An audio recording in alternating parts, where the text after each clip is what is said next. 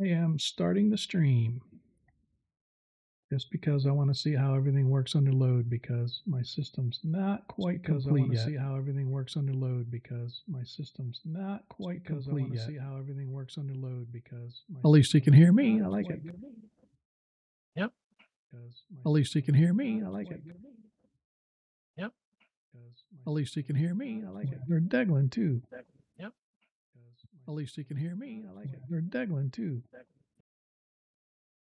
Cannot believe we're already on episode 9.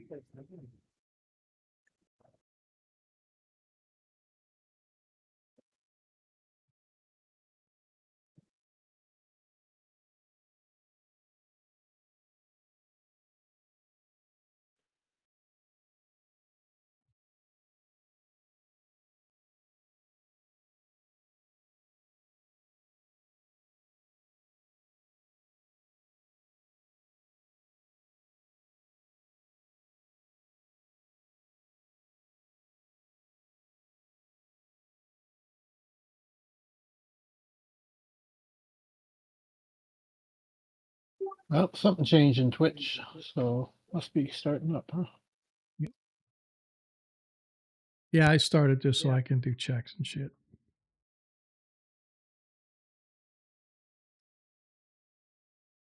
Annoying.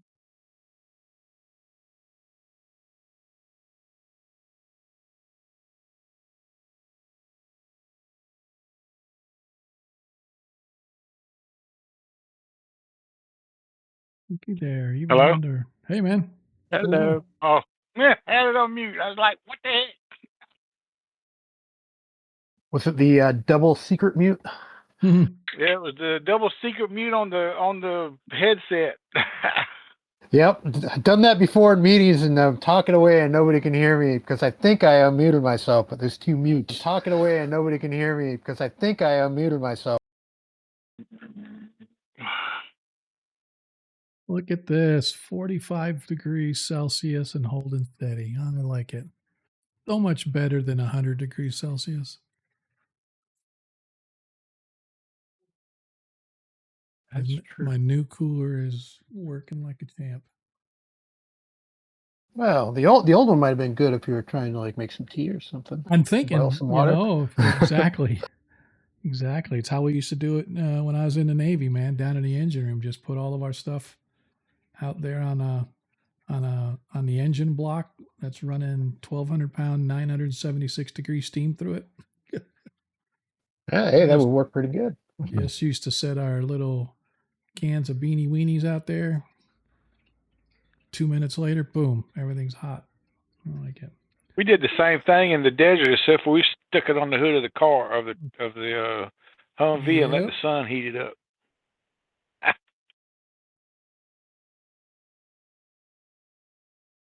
All right, 2 Drop a minutes. bottle of water in a wool sock, and it would cool it off. All right, let's hope we're ready for tonight because I just had 2 weeks to look this shit over and I still haven't looked at it at all. So I hope I can wing it. It'll be perfect. Those are the best adventures, man. When it's just a little bit shy of what the actual adventure says.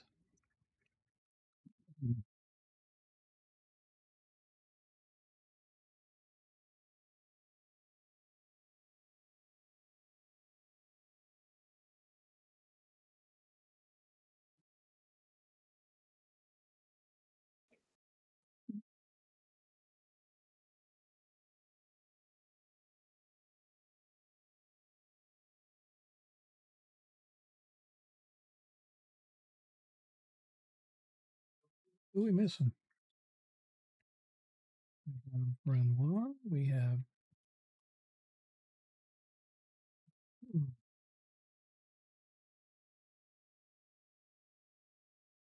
only have 4 of our 5 players. Who am I missing? I always forget who's got what play.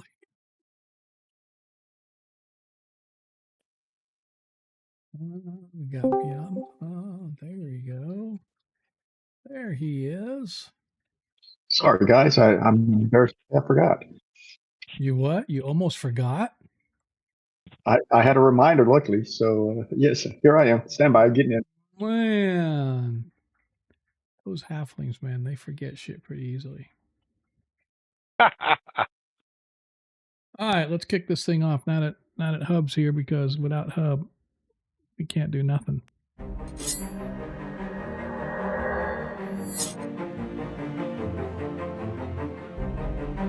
Who are we going to feed to the dragon without the halfling? True story.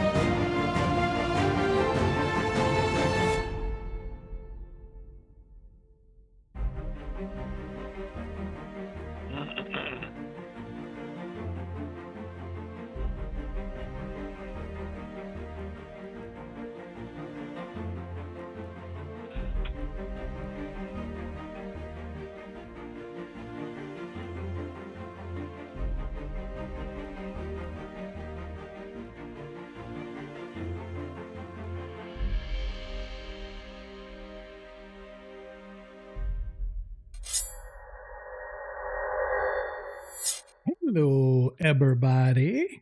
And in the words of our very own Mulgar, happy Monday. Just to welcome everybody back from their holiday. If you are back from your holiday. If you're not back from your holiday, well, we'll see you when you get back and you can catch us on VOD. But regardless of when you watch us, we appreciate you watching us. I'm Sean, your host. We are Agora Quest. This is our Age of Worms first edition campaign. Episode 9, as our party continues to drag their heels through the Cairn Hills, and in this case, the Whispering Cairn. But we're making progress. If you missed some of the previous episodes, they are all up on YouTube. Encourage you to go check those out.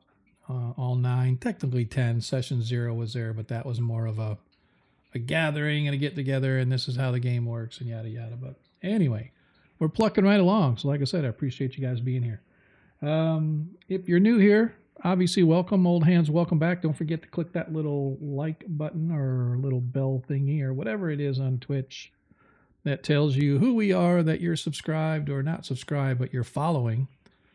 Got the little bell that lets you get notified whenever we are up and running. We're here every Monday at this time, every other Friday, which, by the way, this upcoming Friday is a game week. Encourage you to check that out. That game is coming to a head. I'll probably discuss it more on Friday, but potential player losses or maybe not, and potential ending that campaign and continuing one, or maybe just one person, his character, he's looking to do a new character. So there are all kind of things going on, man. So encourage you to check us out Friday to see just how things go, because The party is just at the lair of the white dragon, Chilodax, also known as the Mountain Wind. Pretty cool campaign going on over there, so I encourage you to go check us out. If you want to help support the stream, don't forget, for every 100 bits that you cheer, you can grant a +1 to the player or humble DM of choice. And those carry on from stream to stream.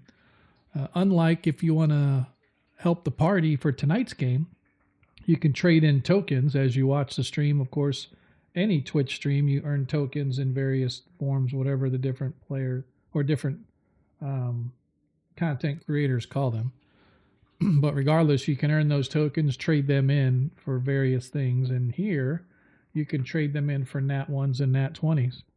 But they're only good for that particular stream day. So I encourage you, if you have the available tokens, get them in now or forever hold your peace, or until the next game, whichever you prefer. But as of normally, they only last for the one stream, but the party got some stuff last stream and I'm rolling it over. So as of right now, everybody except Renoir has a nat 20 in their bag to use. And I, your humble DM, have a nat 1. Thank you very much. So they can use them throughout this stream. If they're not used during this stream, of course, they go away. But anyway, as I said, for every 100 bits you cheer, you can grant a +1 to the player or DM. And as of right now, Biamba, Mulgar, and Renoir all have a +1 available. Hub, you still have +3. Modred, you shot your wad, man. You used all your points last stream, so you don't got none left. As do I. I am empty-handed. I have no points with which to bump or lower my dice rolls as necessary. But that's okay. We don't really mind it. We already have a dang campaign or an ad going. That's probably the downside of streaming a little bit early. I start a little early so I can do sound checks and make sure all my stuff's working like it should. For those that know, I had computer issues. That's why we had skipped a week. And then, of course, Thanksgiving stuff came up, and I don't think we did. Did we do last week? I don't think we did last week. I think last week is when I had my computer problem. Yeah, last week was the computer problem. Yeah. But anyway, long story short, my computer was running at 100 degrees Celsius. Not really good for it. So took it in the shop, installed a liquid cooler. Now it's running about between 42 to 50 Celsius when I'm fully loaded. So that's much, much, much better. So it's running good. But in plugging in and putting in this new component, they had to plug in to get some power to it via my motherboard. And by doing that, they had to unplug something. And they, since I have two Wi-Fi cards, one built in and one that I bought, the one that I bought had to get unplugged. So it still works. It just doesn't have the oomph that it would normally have. And so I'm looking right now on my Wi-Fi. I've got 1 bar in my house of Wi-Fi. But everything's running good. I'm running full max speed on 60 frames per second. CPU's like 5% as far as going through OBS. I mean, everything's good. However, if things happen to start crashing for whatever reason, I have the old standby plugged into the back of my computer, and I can run an Ethernet across my house and plug it into my router. So if I start freezing or something goes sideways while we're gaming, fellers, I do apologize. But we may have to stop for a minute while I go plug in a hard wire. So anyway, that being said, yeah, absolutely. That's what I have in the one, and it plugs in, and I have the antennas going up there. The problem is it's not plugged into my motherboard, so I don't think it has quite the power that it's supposed to have. So it doesn't really matter. I have tomorrow or Wednesday, I have a splitter coming, so I can plug 2 devices into one USB into my motherboard. So it'll get fixed. But like I said, I'm just keeping an eye on it. But a lot of times I don't pay attention. So if you guys see me out there freezing and stuttering, or the stream crashes, just stop me, let me know, and I'll run that over there. Should be a quick fix. So anyway, where were we? Oh yeah, so you guys, you got your points. Everybody has their nat 1s, nat 20s. Last but not least, don't forget, if you like Greyhawk like we like Greyhawk, go check out Greyhawk Creatives team page, twitch.tv/team/Greyhawk Creatives. You can get all of our links by just !socials. That's with an S, !socials. We'll give you all the links to things like our Discord, our YouTube channel, our Twitch, our Twitter, X, whatever you want to call it. So, encourage you to check it all out. In the interim, as we introduce our players once again, for those that have forgotten, since the long dry spell that we've had here, it's been so long, like we missed a whole week. I don't know what we could do missing that whole week. But we have our very own Kevin playing Renoir, our cleric of Tritherion, come down from the Shield Lands to smite people and get them in line. We have Paul playing Mulgar Stargazer, our very own ranger who came traipsing from the far western forests across the land, where he met up with Biamba, played by Agerson, whose real name is Bob, by the way, if you guys didn't know. Playing Biamba, our barbarian from the Wolf Nomad tribe. Together they have found themselves in Diamond Lake, where they met our very own Hub, a halfling who has traipsed his way from the Southlands up through the central Flanness, across the rivers, through Divers, into Greyhawk, and eventually to Diamond Lake. And he came here with our very own Modred Mistragoon, as he came up from Greyhawk as well, from his Amethyst Order. And they have all gathered in Diamond Lake to do who knows what. But they've been having fun doing it. If you missed last session, let me reminisce for you. In the biting cold of a sleet-lashed evening, our party pressed deeper and deeper into the whispering cairn, their breath misting in the frigid air that clung to the ancient stone passages. And there, amid the echoing whispers and drifting snowmelt, they have encountered the forlorn spirit of a young boy, a young lad by the name of Alastor Land, whose ghostly form flickered like a candle in the storm. Their solemn encounter was cut short when a hideous grell, all tentacles and gnashing beak, ascended from the shadows beneath them. In a fierce battle and chaotic event, the party battled the grell, eventually prevailing, but weary, cold, and decidedly not wanting to go any further, they regrouped and left the cairn, bringing with them the bones of Alastor Land. Honoring the promise that they made to this young child ghost, they braved the blizzard sweat roads to the Land family farm, carrying the bones to be laid with his kin. But upon arrival, they discovered something deeply disturbing. The family's remains had been stolen. With no answers and the wind howling through the empty homestead, they laid Alastor's bones to rest in his vacant grave, granting him what peace they could. Their investigation of the abandoned farm soon turned violent as a desperate owlbear, half starved by the harsh winter, attacked. After subduing the beast and discovering a baby owlbear that they chose to spare, they searched the grounds and uncovered a grisly clue.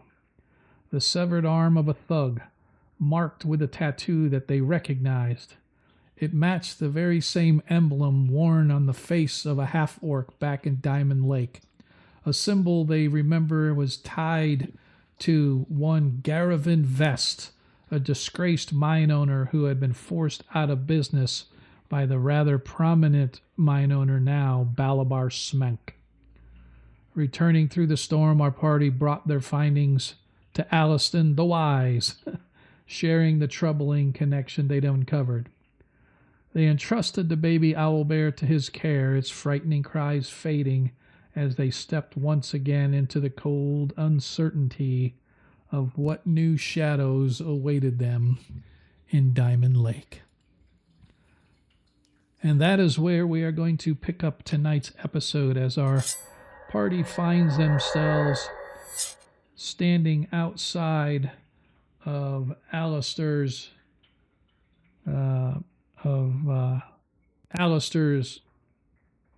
building inside of Diamond Lake. I believe you guys were just leaving. Correct me if I'm wrong. I don't believe you had gone anywhere yet. We hadn't.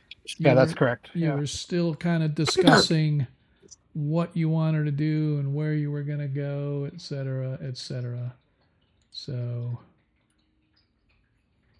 let us put it there. I actually had you guys going back to the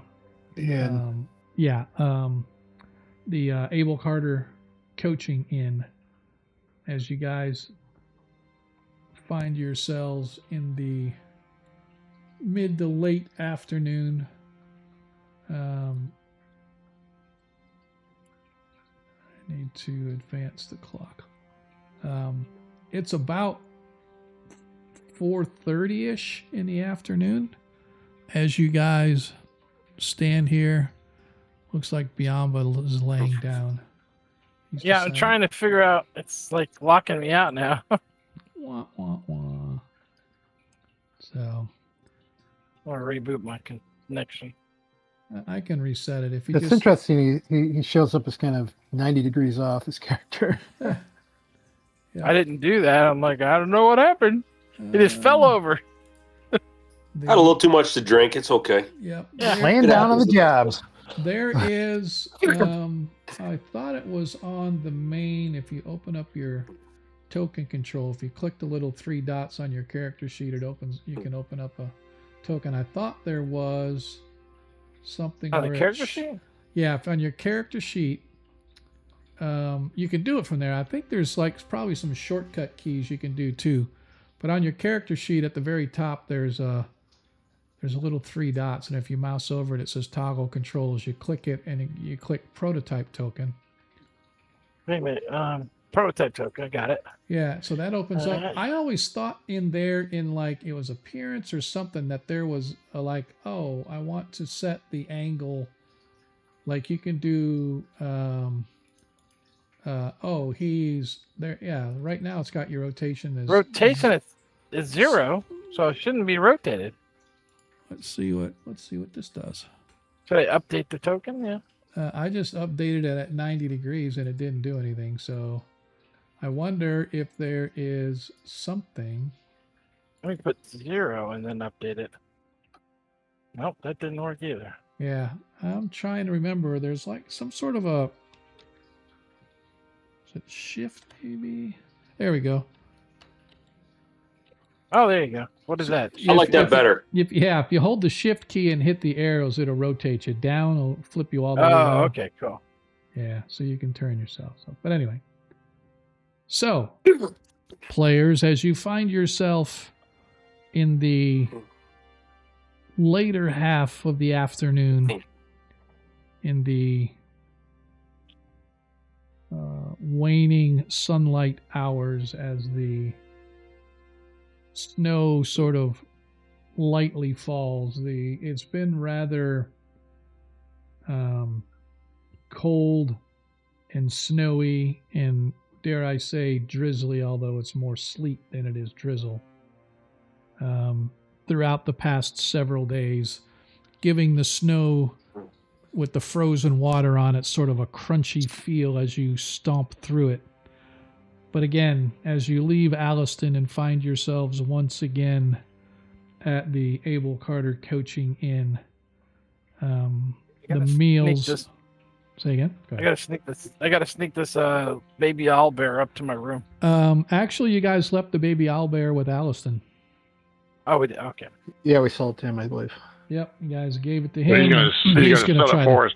Yeah, he's going to try to. Oh, yeah, find he was a going to buyer. set up a buyer. Yeah, that was it. Yep.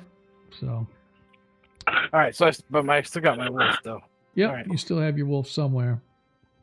Yeah, I don't know where he's at right now. Yeah, he's probably still on the There map he over is. there. He's over by the. I can't move him though.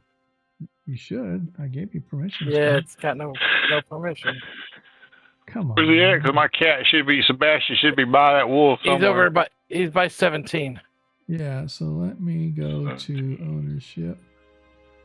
Biamba is considered an owner, so you should be able to do everything that you want with the wolf. Oh, let's not let me. All right. Sorry, it's not a big deal, but I'm just saying. I know. I Yeah. can't move him right now. Fine. Let me see if I can get him over to you. There he goes. And I don't know where Sebastian is. Might be on the map with the where we was at. Yeah, that's on Where the owlbear was at. well, no, I mean on this map. The owlbear isn't on this map, but I don't even know if I've got him on this map with you, but because I can hit the Alt key and it'll show me all the tokens on the map. And That's cool. And as of right now, it's only showing y'all. So I obviously don't have them on the map with you. So why don't we do this? And dink. There we go. All right. Now you can stop complaining, wizard. You got your freaking cat. Ow. So, all right. Hey, Sean, Yes, sir. if you get a chance, can you? I hate to ask, but you probably ought to take that sword +2 away from me because I'm going to end up clicking on it. What +2 sword? The one we that gave back. sword. Yeah. Yeah, Yep. the one I'd love to keep it, but I grabbed We the did. bastard sword from dead. yeah, Yep. Dead And dad that is dude. on your character sheet. Yes. All right. So it is between 4:30 and 5, late afternoon, early evening, depending upon your perspective of things. Could be early morning. As the mines are getting ready to shift toward the night shift, and you can see several groups of miners leaving the various hostels and bars and taverns and homes, stomping their feet on the ground, hugging themselves against the cold as they head their way toward their night shifts. What is it that we want to do?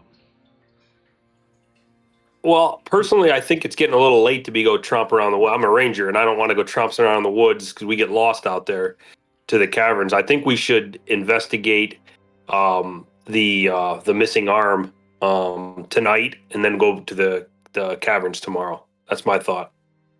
Yeah, that's fine. Yeah, I agree. If we're not going to the caverns tonight, then we should do the arm while we're in town. And my guess is what was the bar we ran into the orc in the beginning? Was that the dog or was that correct. somewhere else? The feral dog, correct. That is Well, area 3. I say we go clean up or whatever anybody wants to do, and then in a little bit we go get dinner and we take our little arm with us, and we go meet these fine gentlemen tonight and see what they have to say. Why don't we take that arm with that symbol to the authorities and let them deal with it? Yeah, but can you really trust the authorities? He elbows Renoir. Renoir is like, I don't think we can trust the authorities at all. They're probably paid off and in cahoots, and definitely not with the people on this. We should go deal with this ourselves. That corporal of the guard that I've been dealing with seemed to be not like that. Yeah, they all seem nice. Personally, I think it would be worth the reaction. All good, brother. I think it'd be worth seeing the reaction when you when we run into these gentlemen and we pull out the arm. I think it's worth seeing their reaction. When they're hanging us from the noose because they think we're necromancers, is that going to also be cool? Or hired killers? Yeah, well, that's there's always a risk in anything we do. Right, very much. I don't know about this. The last time we ran into him, it seemed like he didn't like me, Hub. for some reason. I have no idea why. Such a likable personality too. Yes. I wasn't suggesting we get the town police or whoever involved. I suggest we go to the bar, we have a few drinks, and we just see how it goes. Yeah, I don't think we need to show him the arm. I think we know that he's got the same tattoo. I think we should go over there and start asking questions about that tattoo and the bodies in town and see what shakes out. Okay, fine. I'll keep the arm hidden. Fine. Yeah. You can always have it fall out of your bag later on. And we'll pretend we don't know you, but whatever. All right, fair enough. I'm kidding. All right. Now, I wouldn't, the last time we got in trouble, he, somebody's going to jail if it happens again. I can almost guarantee it. Well, So, I've slept in worse places. okay. All right. You guys are heading over to the feral dog then, I assume? Yes, please. Correct. Just remember, when faced with injustice, only just men are in jail. If I can suggest our little friend, can you maybe not the whole time, but at least once we run into these people, maybe you can kind of make yourself disappear around the side, and if we have some trouble, maybe you can appear behind them and do something interesting. Definitely Okay. not letting But- me grab him now. So this is a particular person I'm going to be doing, or just kind of make sure I'm in a position to do something if I need to. Yes, basically, if things go wrong and they don't want to parlay with us, it would be nice to have you behind them. Okay. You know what you I'll could see do? what I can You do. could go to the halflings and try to recruit them to our cause. Yeah. But we don't even know how many people are in this group either. So, I mean, there may only just be him, so we might not have much trouble. Yeah, no, we don't have to be looking necessarily for a fight. Right now, we just want information, right? Yeah, Sure. yeah. Silence. Yeah. Yeah, me and the barbarian are good at that. We're good at the conversating thing. Okay. Be a good talker.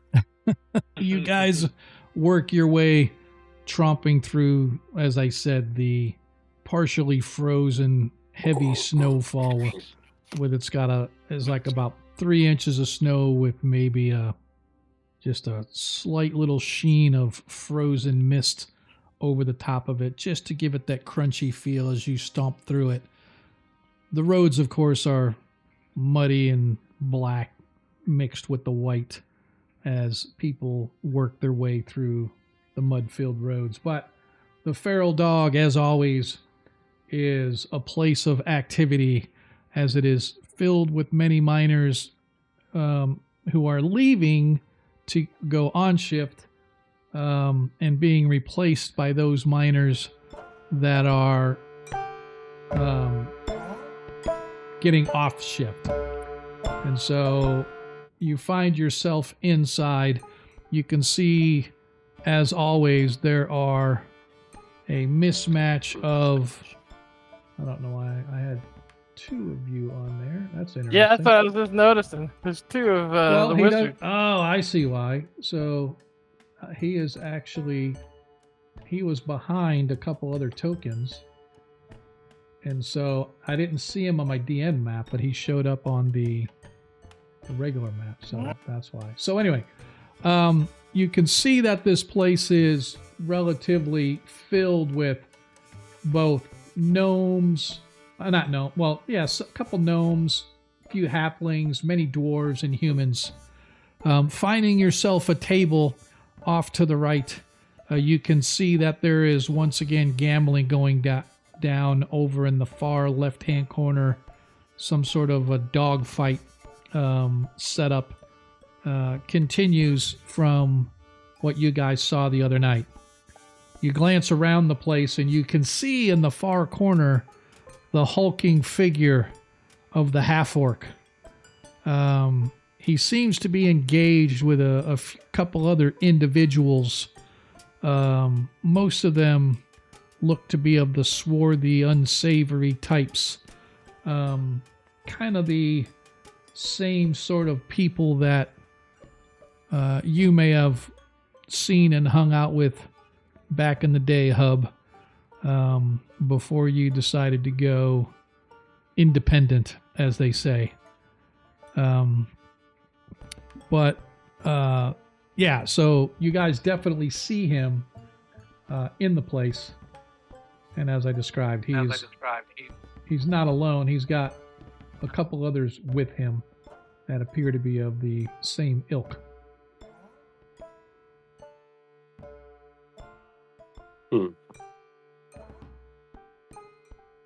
Well, there's no time like the present. Yep. Why don't we just go over there and ask him about his tattoo? Well, let's not rush. That's kind of rude. I don't think you're supposed to ask him about that. You still wearing that red armor with that symbol splattered all over the shoulder pads? That is Biamba. Biamba is wearing that. Yeah. Yeah, why don't you go up to the bar and just order you a drink? I couldn't hear him. What is he saying? Biamba, why don't you just go up to the bar and order you a drink? Okay. I'll have a drink with you. So as Well, you need to go a little to the left.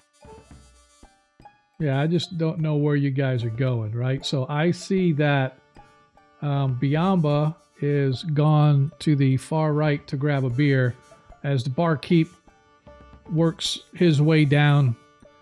He glances at your armor, looks back up at you. It's an interesting armor you got there. I found it barely used. You found it.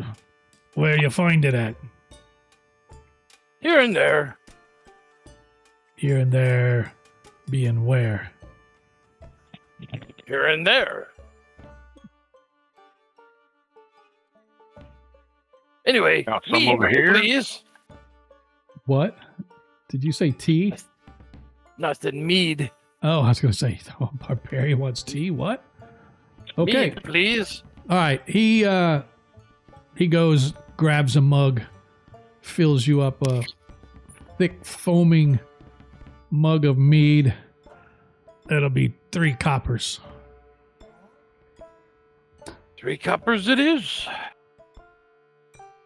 As you toss him the coin.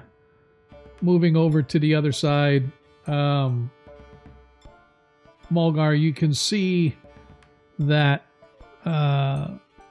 Renoir, as you sidle up to the bar in between some miners who are just sort of nursing their drinks, obviously not wanting to go out into the cold, into the mines. So they're slowly nursing their drinks. You can see Renoir has sidled up to where the half-orc and his companions are at the end of the bar. Renoir, you notice immediately that all 3 of the individuals with him, one of them is, well, they're all 3 human. The half-orc is the only non-human. Couple of the 2 men look sort of swarthy, but they look like they can definitely handle themselves as they're wearing, one wears chain, the other wears leather, and they both have rather worn looking scabbards with blades sticking out of them. The 4th individual that's there is a bald individual wearing flowing blue robes, leaning on a staff, has no armor, but you can see there's a dagger sort of stuck in a belt on his hip, and he's got several little pouches attached to the belt on his hip. But what catches your attention most is that all of them appear to have the same tattoo that the half-orc has. It's just they don't have it on their faces. They've got, you could see like the gentleman in robes, you could see that it looks like it's running down his collarbone. You could just barely kind of see it sticking out from underneath his clothing. The other 2 look like they have it running up their hand, up underneath their sleeves. But regardless, they're all wearing the same, or they all have the same tattoo emblazoned on them. As you side up to the bar, Mulgar, you see that Biamba tosses some coins on the bar at the end of the way. The bartender then shifts his attention to those that are seated where you are and along where you are as he comes up and says, "What'll it be?" I'll take a beer. You haven't seen anybody missing an arm, have you? And I say it not super loud, but loud enough. He kind of looks around and, well, it'll be 1 silver for the beer, but missing an arm, you say? Yeah. No. Can't say as I have. Okay. All right. Appreciate it. Gotta look at his face, maybe, or description. No, I just we found an arm. It was kind of weird. Okay, I've got to know, where did you find an arm? I kind of glance over. Do they seem interested in the conversation or not? Doesn't appear to be. It's pretty loud and whatnot. A lot of people talking. Some farm. I found an arm. It was kind of weird. Just was wondering if there was a person somewhere without an arm. Can't say as there is. Okay, I appreciate it. It wasn't us. It was the one-armed man. That's funny. What's this golden arm? Yep. So I'll introduce myself to the half-orc, and I'll be like, "My name is Renoir. Nice to meet you. I am a cleric of Tritherion, and I can't help but notice the sigils on your arm and your face, and they are not sigils of any god that I am familiar with. What are they? Where did you come by them?" Who are you again, and why should I care about what you are looking at on my face? I don't like my face looked at. "I am Renoir, cleric of Tritherion." "The Lord bless you. I am just curious on what that might be. You have it on your face, so you must want the world to see it." Maybe I do. Why do you want to know? "I'm just curious if it is the sigil of a god that I am unfamiliar with, as a man of the faith that is within my bulwark of curiosity." No, it is not. Now leave me be. As he goes back to talking to his individuals, as the bald man standing next to you sort of leans closer, "You're best keeping your nose to yourself, lest somebody cuts it off you." And as you kind of look over at him, he has these sort of dark brownish eyes, have a little bit of a glint in them as if he is on edge, just looking, staring right back at you unless you look away. Yeah, I'll be like, "Yeah, Tritherion does not particularly cater to threats." Oh, that's not a threat, boy. I tell the barkeep quickly. I say, "Hey, these 4 gentlemen." I point to the ruffians. "I'll buy them each a beer." Okay. Can Mojo see any kind of sigils on the supposed mage? Anything that would have... No, he plain robes, bluish in color, bald head, beard, leaning on a staff, but his look about him indicates to you that he's a magic user of some sort. And that'll be 4 silver pieces for the beer. I toss the bar, set them on the bar. All right, the bartender quickly slides the ale, and as the 4 of them kind of look over, the one of the younger fellow here, sort of standing, has a long sword hanging at his hip. You can see that he has a couple of daggers stuck into a belt and whatnot. and he just sort of, I don't know, he has a look about him as if he can handle himself in a fight. Maybe an ex-soldier or something to that effect. But he kind of looks your way, and he brushes past Mordred and Renoir, and he kind of looks you up and down. Do I know you? I do Who's not talking? believe so. Then why are you Do I know buying? you? No, that's why I'm asking. People don't just walk up here buying folk beer unless they want something. And what is it you want, elf? It sounds like people are pretty rude here then. I have a little extra change that I thought I'd buy. If you would like to buy your own drink, then buy your own drink. Oh, I'm not saying This guy got any symbols on him? Well, yeah, you can see he's one of the ones that was with the half-orc. He has tattoos on his from his hand running up under his sleeve. You can't really see the whole thing, but you can definitely tell that it is the same mark on the half-orc's face. You got a name, elf? My name is Mulgar. By the way, it looks like from your hands you've been doing some digging. As he looks, I have no idea if he is. I have no idea. he kind of looks. Go with it. As he looks at his hands, and he sort of brushes them on his stomach. Nah, I ain't done no digging. Mulgar. Sure looks like it. I like to dig myself. I like to dig for gold and things. What do you dig for? Well, I don't dig. I just work for Mr. Smenk. That's all. Oh, I met him. Nice fellow. Very nice fellow. You ain't met the Smenk I know then. He's an asshole. Really? He's an asshole. Oh, well, that's well, As you know, he's maybe you guys should sipping on his maybe you ale. should come work for us. We're always looking for a good hand.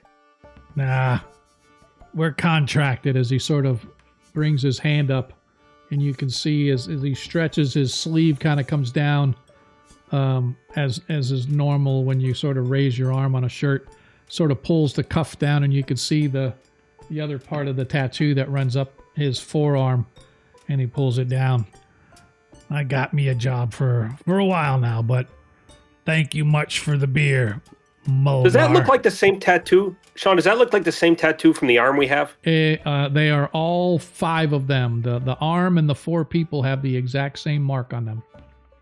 I say. So what happened to your friend, the fifth of your group?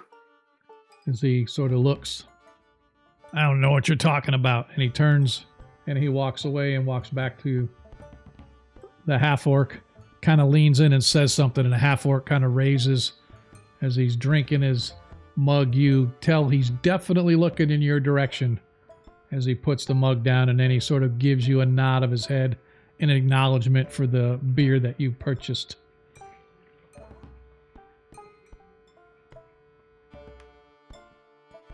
Right. Well, Modred, anything for you? Modra's just watching their body movement, especially the mage, Okay. or who he's if he starts casting a spell, if it's possible to counter it, I will, but I doubt it. Okay. Well, you could smack him with something and try to get him. Anything for you, Renoir, since you're sort of there in the thick of it, as you see this conversation going on between Mulgar and this fellow in chainmail. In the meantime, there's the dogfight going on behind you guys as people are cheering and yelling and clapping and betting coin on which animal is going to win the next bout. Yeah, it's clear to me that conversation with these guys isn't going anywhere. They're not going to say squat, so I think we got to pick another direction if we want to deal with anything. Either follow them or go talk to their employer, find out where he got them. Or we could walk out and see if they follow us. Yep, That's that would fine. be that would be convenient. or wait Yeah. till they get drunk, and then take care of it. Hub, anything that you want to do while you're over there and investigating the dog fights? Yeah, that's all he's trying to do right now is blend in like he's watching the dog fight. He's trying to hear Hub, you anything ain't that had they might sticky be fingers on the way saying. over there? Not this time. So, Okay. so Hub, as you are sort of watching, you kind of watch this interaction as this fellow in chainmail there's a fellow in chainmail, there's another human in leather, and there's a human in just robes that are all kind of congregated around the end of the bar with this half-orc. And they are all just sort of talking, and the next thing you know, you see Renoir and Modred kind of step up, and then you see Mulgar buys them all an ale, and the one in chainmail goes and has some sort of a an interaction with Mulgar. You don't really catch it all, but you get kind of the gist of Mulgar talking to the guy, and he comes back, and you can hear him say something to the half-orc about, he knows we were at the farm. I'm telling you, he knows I was digging. Okay, so I'm gonna to which the half keep orc pretending responds. to. Sorry. Okay. No, you go ahead. Finish your thought, sir. No. All I'm saying is I'm going to continue to pretend to watch the dogfight, trying to listen and continue to listen in the conversation. Okay. So the half orc essentially responds, "Look, it weren't our idea to go there in the first place, so just shut up. Skunk would have been lost anytime anyway. He was an idiot. He was bound to get killed somehow, some way. We just pass it off as another loss. Smenk will get us another one for our group. It don't matter. You just need to keep your mouth shut." Biamba, as you're done drinking down your mead, anything that you would wish to do interim? Well, I was kind of sitting back here watching this whole ordeal over in this area. Right. You just see them all kind of, I don't want to say huddled. They're not like in a huddle with their backs to everybody. They're just kind of sitting there talking like they're standing at the end of the bar. But you definitely note the interaction between Mulgar and this individual in chainmail, who then goes back and has some sort of a, you can tell, you don't know what they're saying, but you could see there's a little bit of a heated discussion between the two. And the half-orc, whatever he says, shuts the guy down.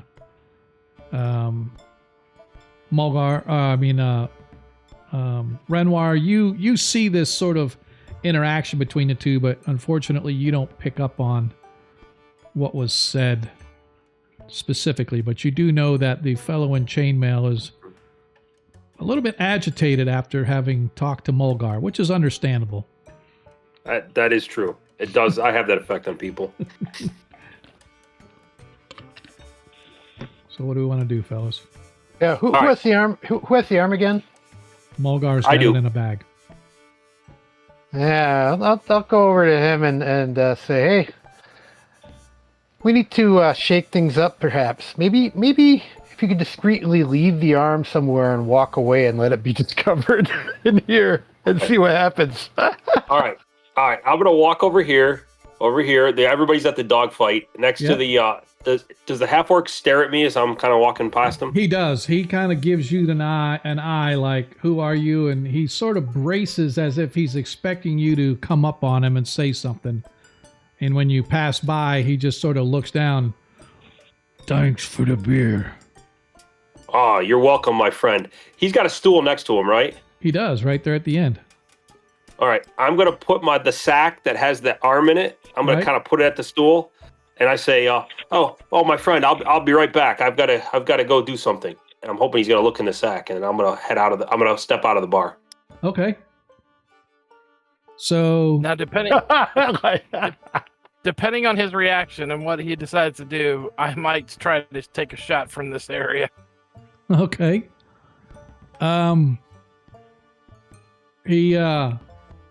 Mulgar. We all step back from the hand grenade.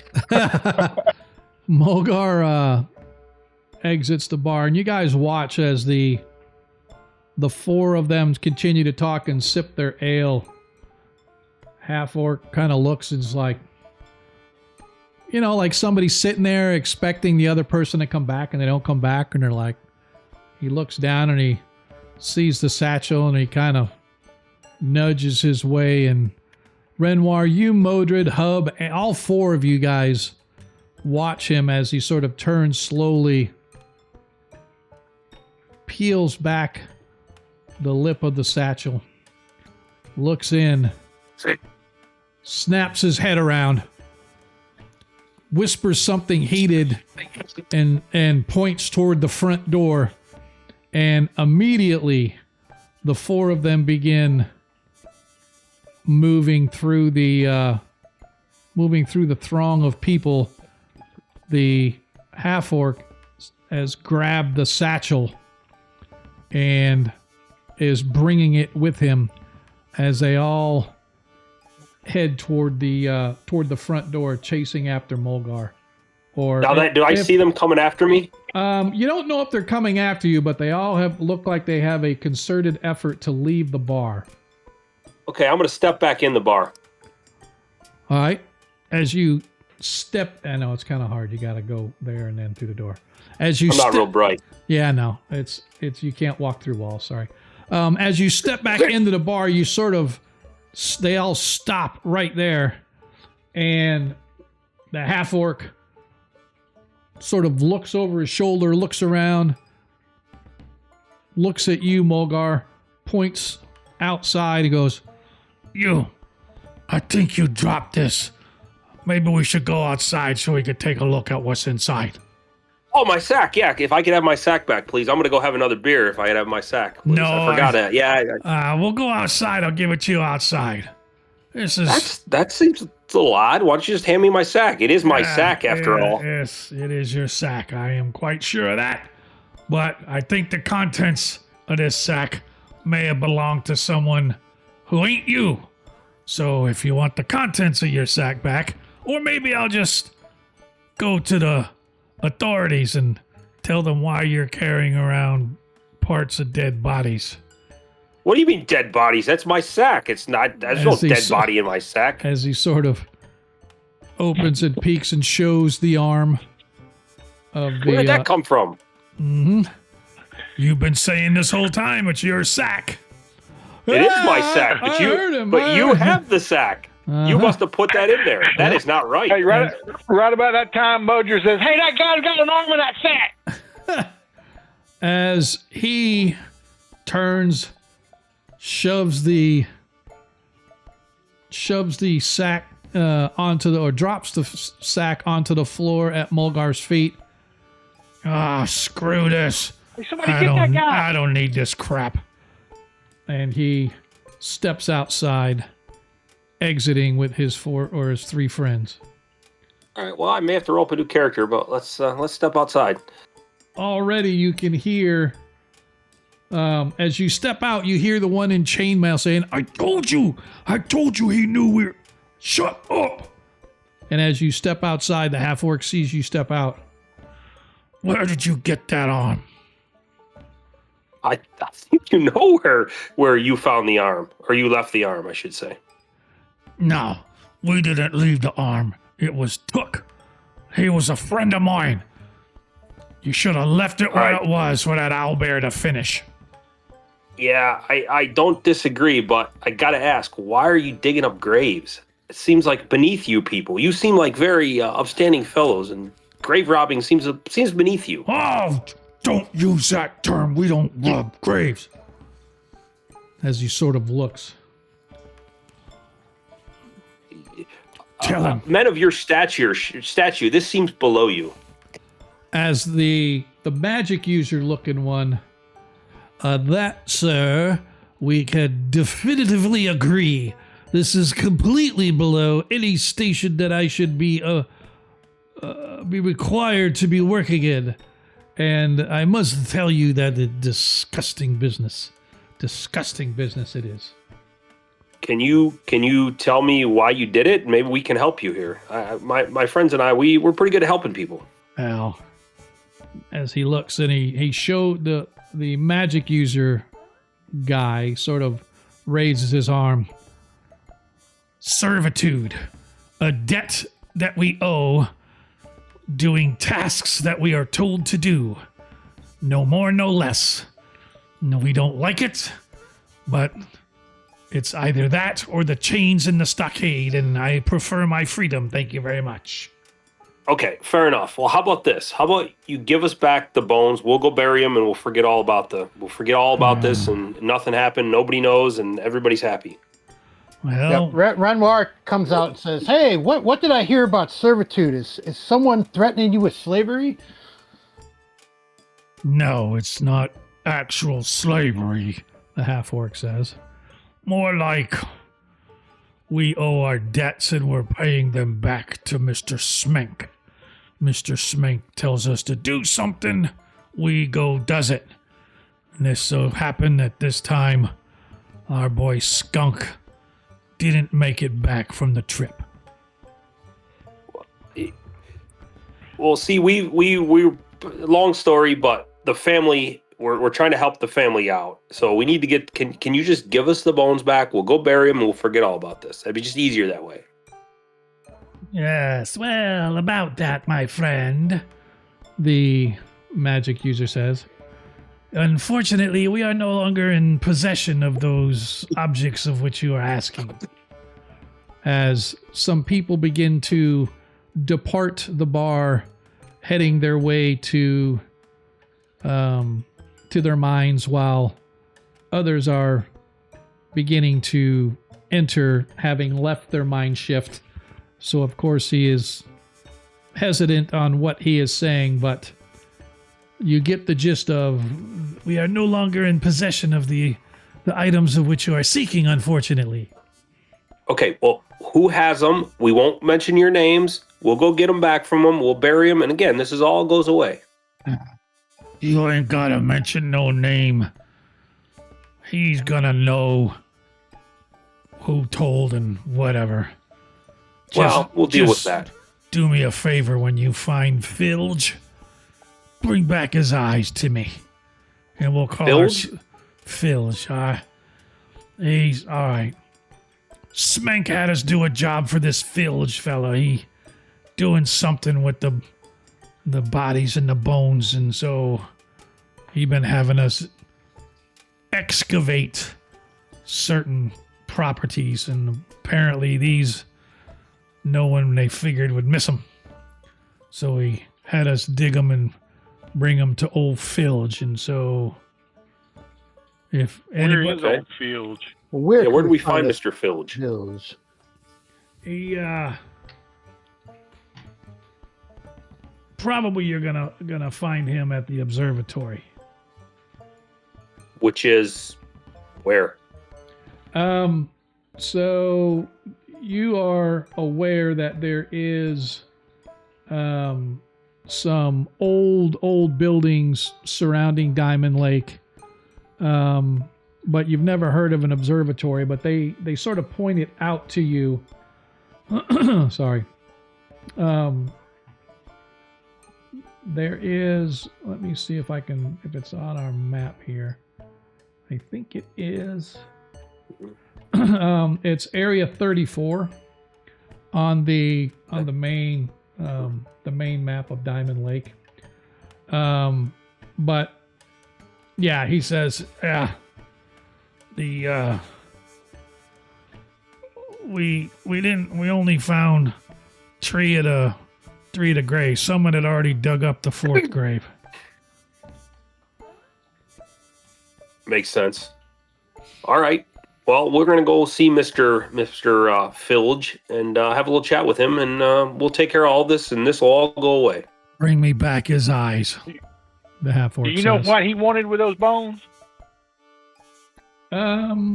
No. I got no clue. Hey, Ronnie Noblight in the house. What's up, big dog? We were just talking about you. Just kidding. We never talk about druids. Anyway, the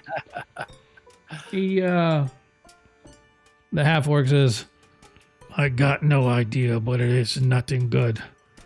He has the look of a spell slinger about him, but one of those ones that don't care about who get hurt with their magic. Audrey kind of looks at the wizard. Do you know? he sort of looks. I hate those spell slingers. As he kind of looks, and his eyes kind of go down a little. If I were had to guess, brother, I would say he is into the necromantic arts. But you don't know what his plans were. I do not. I merely am stuck in this station until my debt is fulfilled. What is your debt? How much is your debt? That is of no concern. But I shall pay my debt, and when I am done and free, I shall leave this accursed place for some place much more conducive to my health. Perhaps Kullen, or someplace in that region.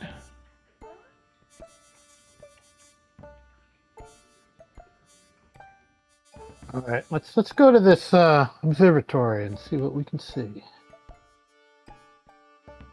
I want the plan to me. Are we sure? What's the worst Yeah. could happen? Yeah, what's the worst? We could be turned into zombies. Oh, see? I'm just personally glad we didn't get into a fight with these guys. We still never got an answer about the tattoo. No, they said that's a tattoo of their indentured servitude. Yeah, instead of a big old Y brand, it's that symbol. Ah, Yeah, he just elected to have his on his face as opposed to, or Yeah. he had it put on his face, probably because he was an orc or something, and they looked down upon even more than the others. All right, so you guys leave the quartet of Balabar Smenk's men alone Better go get Biamba. as they depart, I'm right there behind you. wishing you good luck on your endeavor. And as he leaves, once again, the half-orc looks over his shoulder right toward Mulgar. Don't forget, the eyes are mine. I want his The eyes, them eyes, them eyes. All right, I'm not big on cutting up bodies, but I'll see what I can do for you. All right. So you guys... Well, that went better than I thought, people, because I thought we were about to die. Yeah, I thought there was definitely a fight on the horizon. I'm not sure we win that one, so good. All right, let's head to the observatory. Yeah, I kind of misconstrued their allegiances. I don't think they are willing participants in anything. So, Ronnie, if you're still there, I apologize. I didn't see your question. For every 100 bits cheered, you can grant a +1 to any player or the DM. So it's 100 bits. Essentially, it's $1 cheer. So, anyway. All right. So, as you guys find out and get a little bit of information from them, you come to discover that the observatory is up on the northwestern edge of town. It's actually in the direction of the standing stone circle on the edge of town. Oh, okay. So it's on the north, the northwestern edge. As you guys exit out of the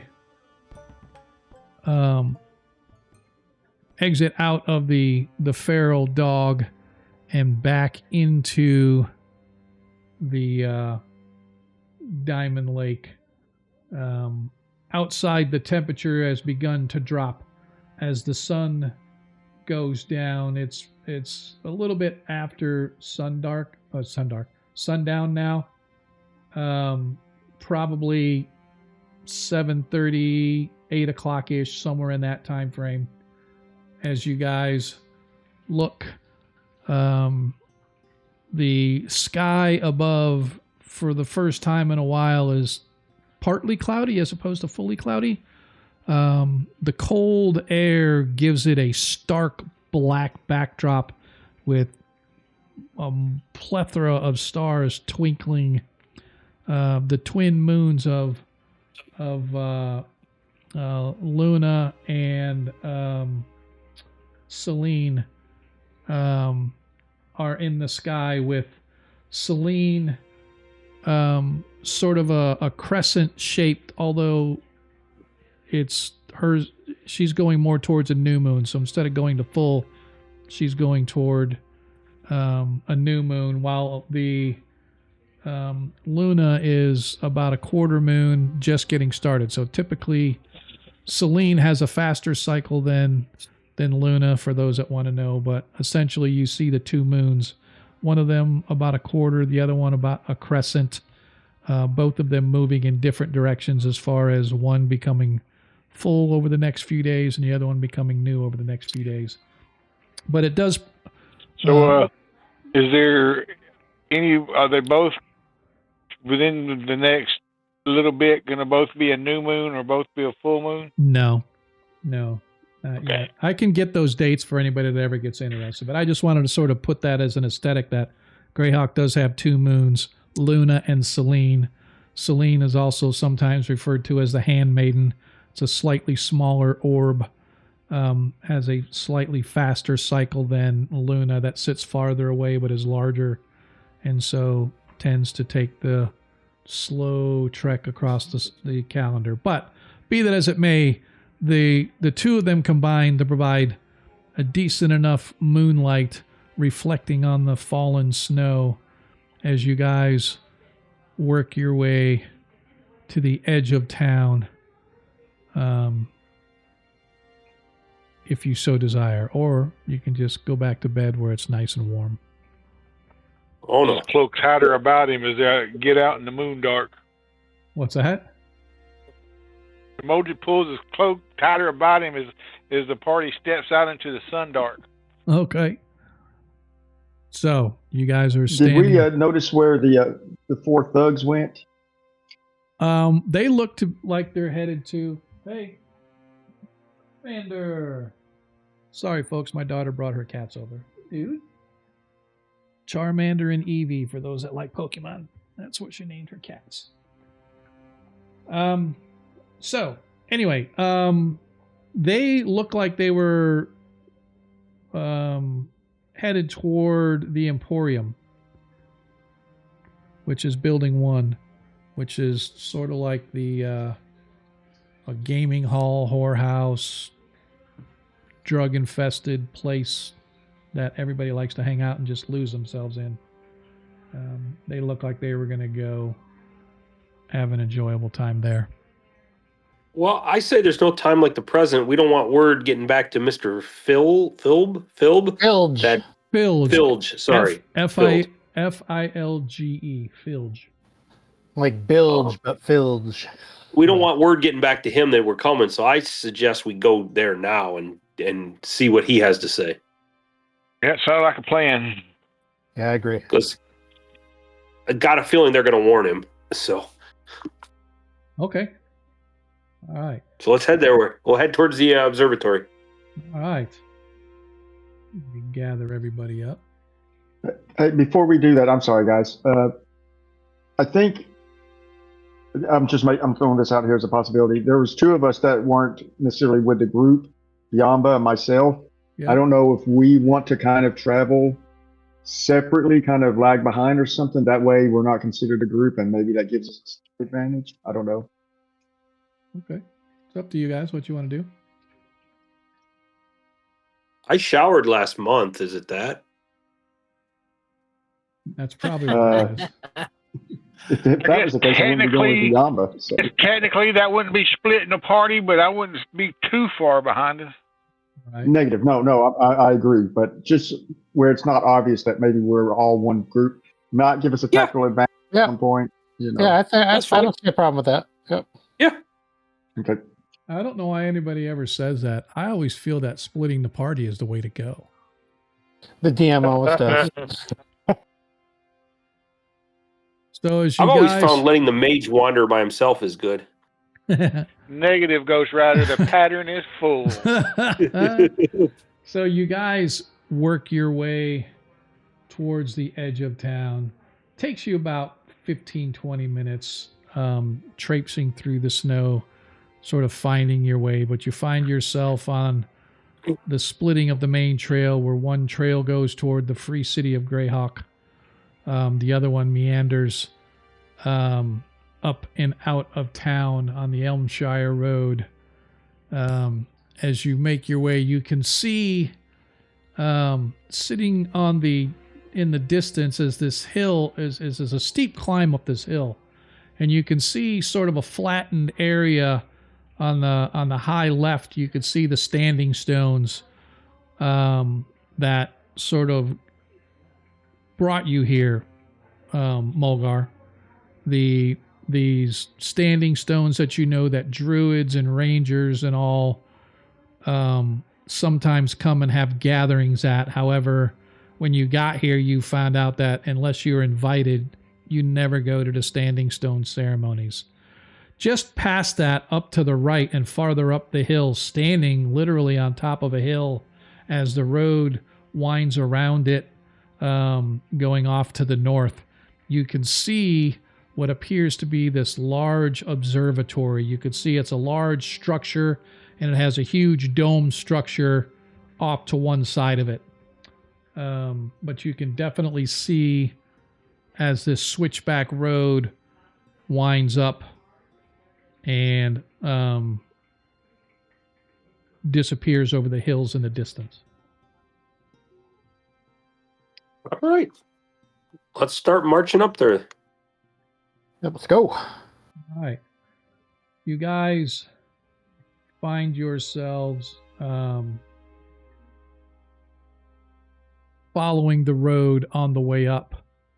And interestingly, as you do, you can see that there is a house here on the hill. It's a pretty decent house, it looks like. Maybe somebody that owned the observatory or somebody of import lived there or lives there. But one thing you could see is that the windows are all covered. The house itself looks abandoned. But that being said, you make your way towards the observatory. Did you say the windows were covered? Yeah, windows are covered. Looks like the shrubs and trees around it do not appear to have been upkept at all in a while. So yeah, it looks like it's nobody's been there in a while, or if they are, they're hermits. Sean, I want to take a look for any type of. Vampires. Oh, yeah, I want to take a look for any type of tracks leading up to the observatory on this road right here. Okay, you can tell. Go ahead and give me your Tracking? your skill check for tracking. Yeah.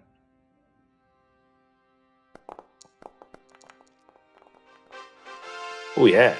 So as you look, you can tell that this road is used. It doesn't look like it gets a butt ton of traffic, but you can see that there are footprints leading to and from the place, even with the recent snow. So yeah, it's definitely traffic, but it doesn't look like much traffic. Can I tell if it's like, are we talking humans? Are we talking this little group that we just ran into? Are we talking giants? Can I tell? No, you can definitely tell they're humanoid, and you can also see that there is a single wheel track indicating perhaps a wheelbarrow or some sort. Kind of like the wheelbarrow tracks we saw at the farm then, probably. 100%. All right. Well, I'm going to start moseying up. Ooh, vampires. Yeah, that's actually a great idea. We should populate that house with vampires. Wonder how fast you guys will get knocked out with vampires. Man. 2 rounds? 2 rounds total? 3 rounds? I don't even think it would take 2 rounds. Hey, Mojo, look, don't you see this structure right here? What structure? What's that? How do you ping again? Just hold down the left, or right click. Why is it? Left click or right click? It's not doing it for me right now. It's because left click. Yeah. Thanks. It wasn't clicking for me because I had something else chosen. But yeah, you just left click and hold it. So what structure are we looking at? Yeah. That one? Yeah, that is this structure that you're looking at here. is the observatory. You can see there's like a house structure, and then there's another. What about that? That's sort of some sort of a stone building. Not sure what it may be. But yeah, Does it you look can like a definitely. mausoleum? Maybe, could be. Not Okay. sure. I don't even know what that is. I'm gonna have to go look it up. I don't even think it tells me. Okay. Hang on. That's where the vampire lives. Yes, exactly.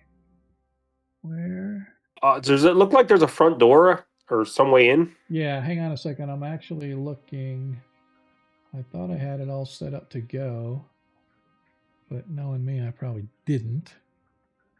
Okay. All right. So, all right, I need to put you guys on the map first.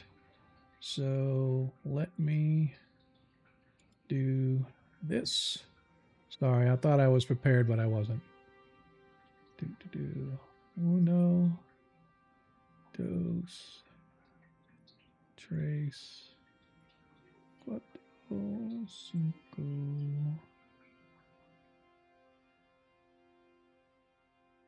All right. Have to make sure I've got everything done here. Sweet. All right. I think I can do this now.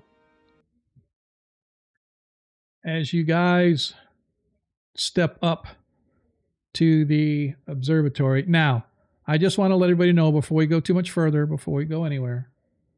All levels of the map are on this one map here. The only difference is I walled them off. So the main floor is this here.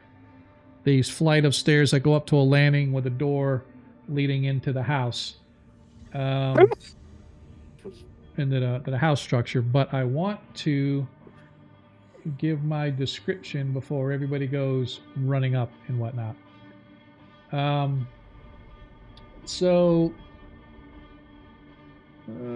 Let's see.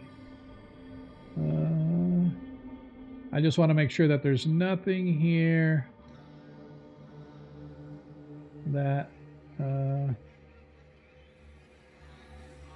I'm missing yet.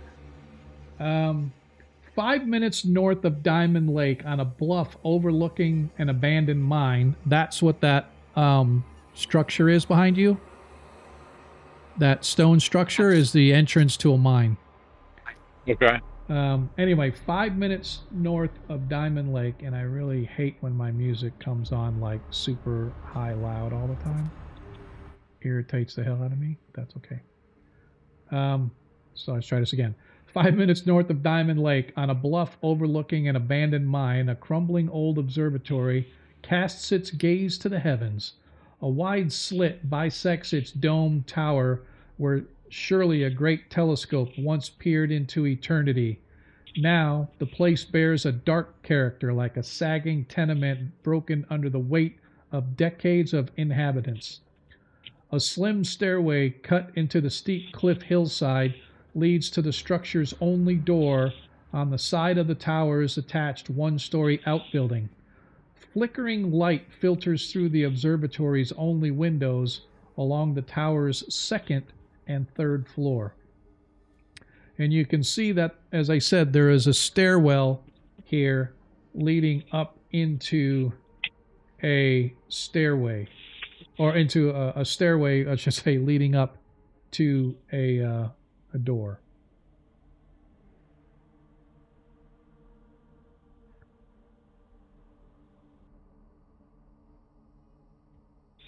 What do we want to do?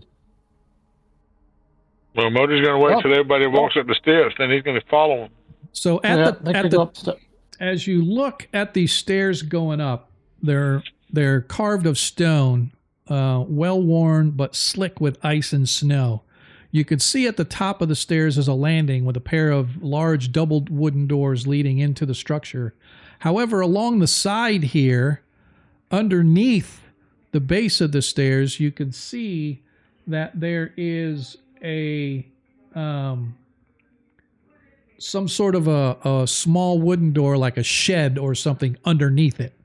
So these stairs go all the way up, but like in the rock, there's like at the base of the rock there, if you walk over on this side, you can see there's a wooden door leading into some sort of a shed. Are there any tracks going one way or the other? You can see that the stairs themselves look to have recent tracks. There doesn't look to be anything around the side, around the tool shed. How high up are the windows that we see the flickering in? I don't know. The second floor is probably about 15, 20 feet up, and the third floor is probably about maybe 30 feet. So every floor is, let's say, 8 to 10 feet. If we had a halfling who could climb a wall, could he peek in the windows that look like, or are they I mean, is it look like the windows kind of you could see in it, or does it look like it's covered and we're just seeing the light through whatever you could shades probably, or whatever? well, there are curtained or shades or whatever is covering the windows along with grime and dirt. But I would say that yes, you could probably gaze inside to kind of take a peek and stuff. What does anybody think about that? Put that ring of falling, or that we think is a falling ring on, and if the halfling doesn't mind squirting up there and taking a peek. Yeah, why not? Yeah, I have no problem doing that. And I'll cover him with my bow. Okay. And I'll watch the stairs in case something comes running at us. Okay. Order to take his sling out and put a stone in it. Okay. So is this a? Sorry, go ahead. Go ahead. I was going to say a location of the windows. So the structure itself is octagonal shape, right? So the second floor is probably about 30 to 40 feet on a side, on the long sides, and then it has short angle sides. So it's kind of like it's not a perfect octagon, but it's kind of a octagon that has long sides on the north, south, east, west, and short angles connecting them together. So yeah, anyway, so you can definitely see that there are windows, at least on the long sides. Doesn't look like there's too many windows on the short sides. So you can see like there's a window here, there's a window over here, there's a window up here, there's a window over here. Sorry. Nope, there's none on that side.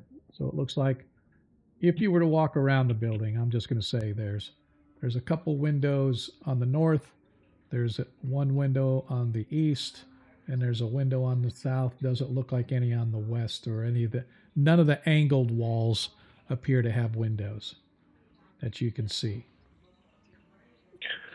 The third floor looks to have the same kind of thing. Along the south, the east, and the north walls have windows that you could probably peer into.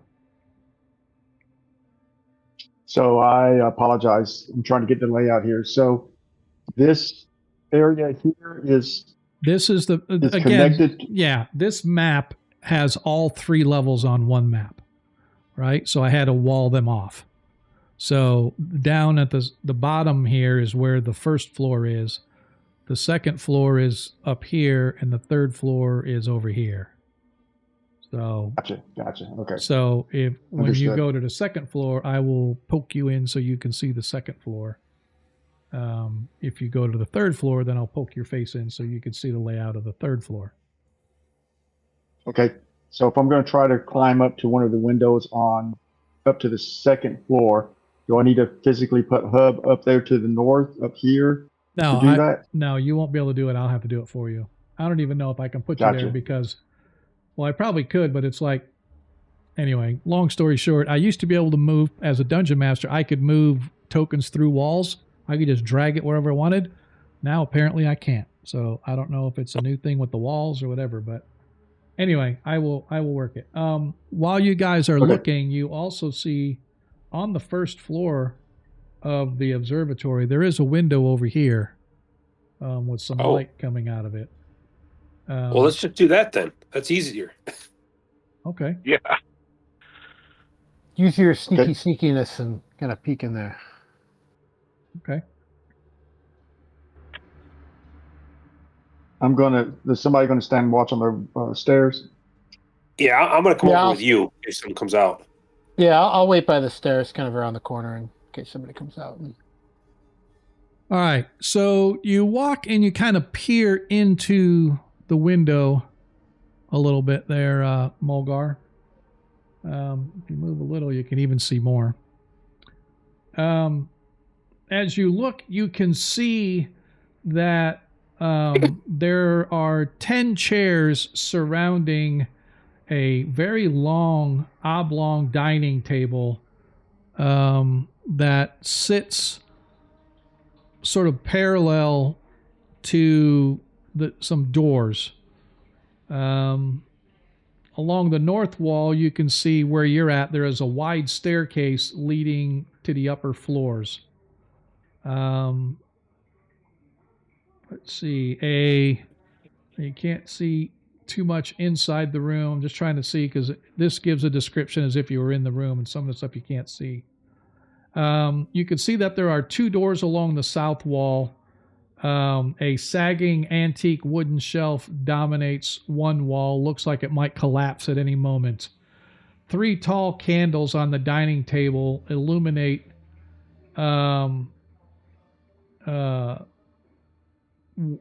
what's inside the room itself.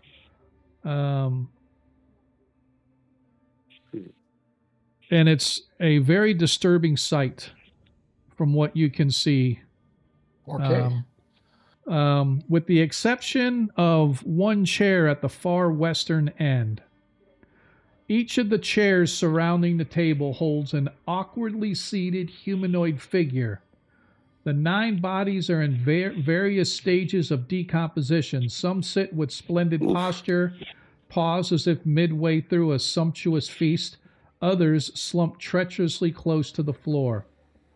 Heaping plates of apparently fresh food sit before each of the diners, but the empty place setting features a clean plate and set of utensils. Several bottles rest upon the table, and each of the corpses sits before a half-finished glass of whatever the liquid is. Sean, does this look like? I mean, am I seeing motion, or does it look like somebody like placed this here? It looks like some psychopath took 9 corpses and arranged them around the table as if they were enjoying a great feast. Even had fresh food there and wine, but you see no movement. Can I get in there? Can I? Do I have to break glass? Yeah. Sorry. Yeah, you would have to smash through the glass in order to get in. Hub's going to go back over by Yamba and Renoir and just whisper to him. I say, you guys got to go look at these. Guard the stairs. Just so those guys can get a peek. Hub, can you pop this window? Do you have any ability to do something like that? If it's a kind of a lock, I can try to pick it, but I'm not sure if it's one of those. Yeah, we might have a lock at the top of these stairs. There's no entrance into the first floor that we know of, right? That is correct. This actually leads up. The stairs lead up into. So I'm thinking maybe we check out what's in that little shed around the side, because we can get to that from the first floor. And if we have to break into technically this is all the first floor, right? You're just looking up through this window. It's probably about a 6 foot actual up. You know what I mean? This, even though the show's a long thing, its actual incline's only maybe 6 feet or so. So looking at the window, Mulgar in actuality would have to sort of pull himself up onto the ledge of the window to look up because it's a little higher than he is tall. The base of the window is probably about 5 to 6 feet off the ground. So gotcha. Probably should have described that a little better. So you could still break the window. You could still clamber up and climb in. That's not the issue. But just from a aesthetics standpoint, this whole first level sits on a whole bunch of bedrock or whatever, and the stairs climb up the rock to enter into the building where it actually sits on this level of rock, if you will.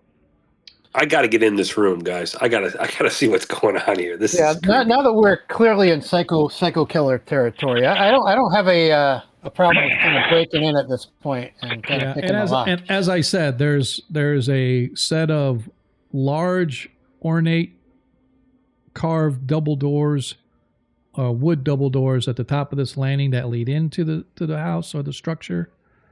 There's the window. Obviously, you could smash it and clamber up through that way. And as you had already mentioned, there is a small wooden door at the base of the stairs that leads into some kind of a small tool shed or whatever the case may be. Yeah, and that seems like it's used less because there wasn't a lot of tracks going to the tool shed. Maybe we kind of see if there's anything else disturbing in the tool shed. Ooh. I think we need to check on that. I think we need. All right, you guys check the tool shed. I'm gonna keep an eye on this thing. I can't take my eyes off. Right. Yeah, while we're still keeping quiet, check out the quiet areas, hopefully.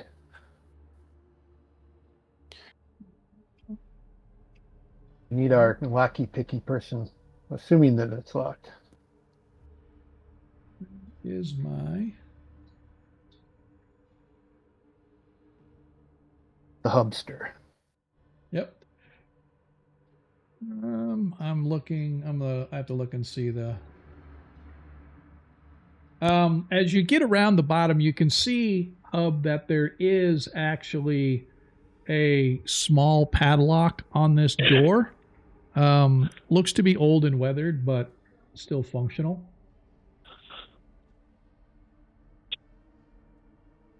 And where's the door at approximately? It's literally like right here. Gotcha. Okay, I'm going to see if I can pick it. Okay. Does not have my critter.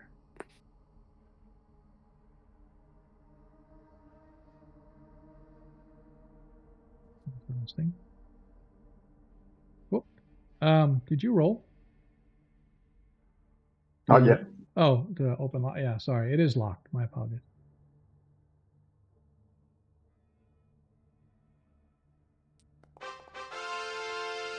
All right. As you... Man, I am upset now. Give me just a second here. I do apologize. I don't know what happened, but I thought I created... Well, there was a thing in there, and I had it was an item or whatever. I had to, thought I had created it, but apparently it wasn't. Okay.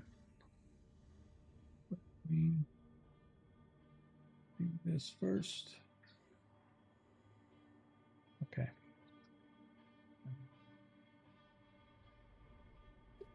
Where is it? Oh, it's not letting me see because there's no light here. Is that why? All right.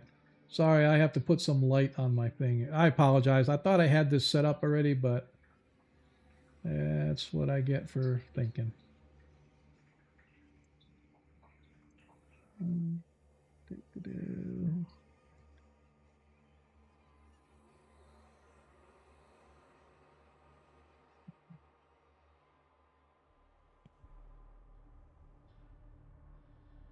All right. As I said, Hub, you managed to finagle the lock. As I said, it's a little rusty, but a little, and the lock gives way, and a small wooden door now standing open standing open should you desire to go inside. Okay, with my infravision, do I see anything that jumps out at me? No pun intended. Yeah, you pull the door open, and inside you can see it is indeed an old, grubby tool closet. Doesn't look like there's too much in there, but suddenly, as you watch coming out of the tools and all the tarps and everything that are in there, a small undead-looking creature comes rumbling out. I need everybody to roll for initiative.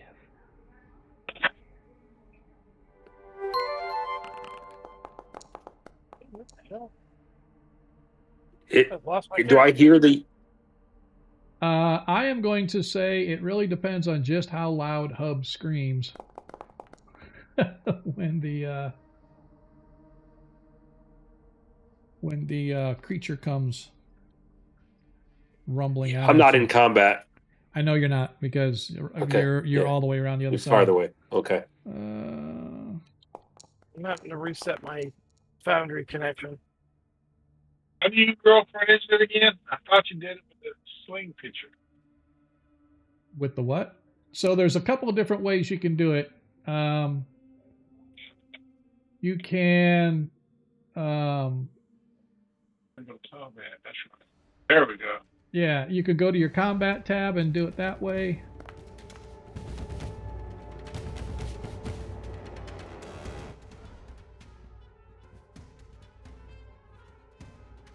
Alright, so looks like all I'm needing is Biamba once he gets back.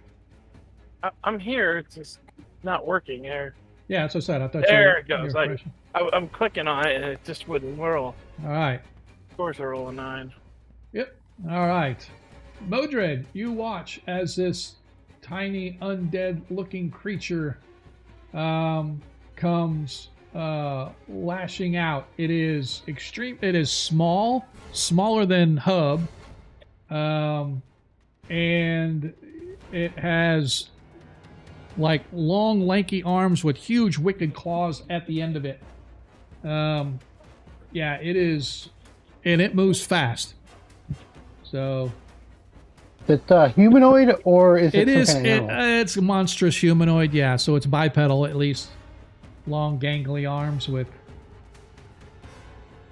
long claws at the end of it. Sling a stone at it. What's that? Sling a stone at it. All right, let's go. You're up.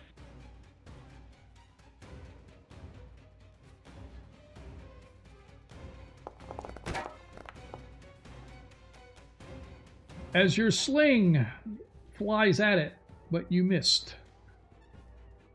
Is that it for you? Or you get two sling? Yeah, it's only one sling attack, right? Not two? Yep. All right. All right. As this creature, as it saw Hub coming in, it lashes out at him. And I have to do things sort of sideways because I just dropped this token on here as It's not showing me in the order.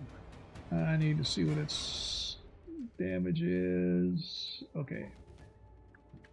All right, so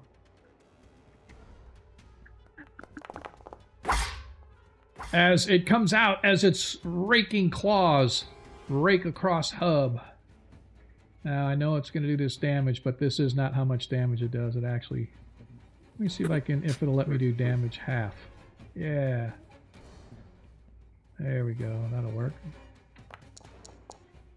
As Hub suffers 2... Sorry. Why did it do... What the hell?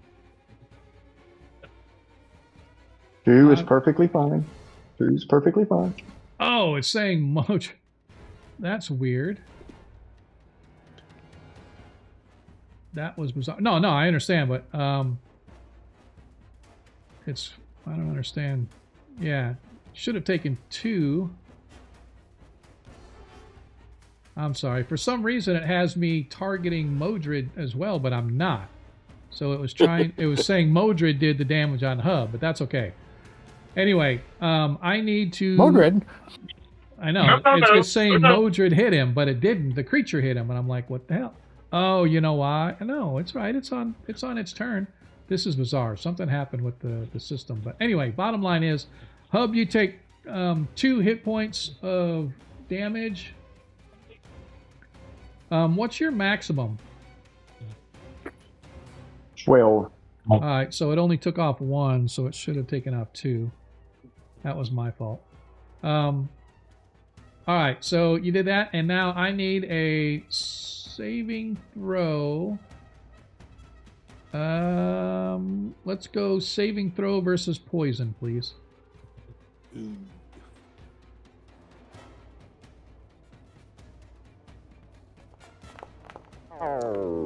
All right. Oh, Baz.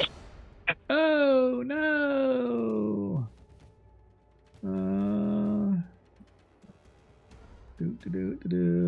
Okay. All right. That is it for it. Renoir. All right, I am turning undead. The power of Tritherion commands you.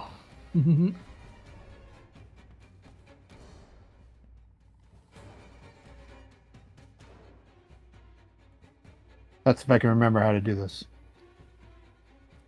I should just have to do macro turn. This creature is going to be along the lines of a ghoul when you turn.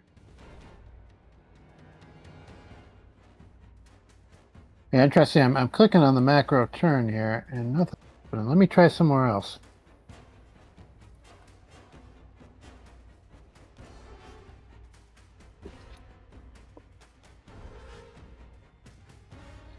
Yeah, I'm clicking on the macro turn. Nothing's happening. You gotta like Maybe I that. have to refresh. Target it. You got to target it. Yeah, Yeah, it's targeted. yeah, it's interesting. Let me do it because it's letting me click it. Oh, it's Yeah, for clicking, whatever but- reason, it's not letting me click Oh, it. hang on. I'll bet you. I'll tell you.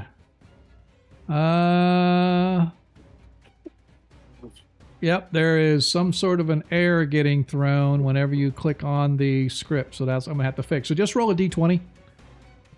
Just roll a regular d20.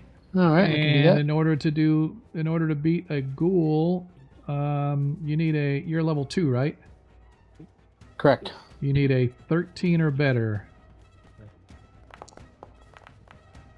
Wah, wah, wah. Oh, you missed by 2. Oh, 3. Sorry, you were 13, right? Yep. Yeah, missed by 3. I don't have the pluses to make that work. You do not. You only have 1. As you hold it up and you command the creature to flee, it just sort of snarls at you, and now you have its attention. Hub. Didn't you hear about the power of Tritherion commanding him? Mulgar, you hear Okay. something going on as you hear shouts and cries of combat coming around the corner from the other side. If you want to use this round to move up to your movement speed, Sure. Whoops. If I can do it, if it lets me. It's totally up to you. Hey guys, quiet down. They're gonna know we're here. That's all I got. I get my bow for next turn. Okay, let me. I'll add you to the combat for next turn. I'm trying to target it. I'm not sure if it's working. There it goes. Yep, there we go. Okay. Stand by.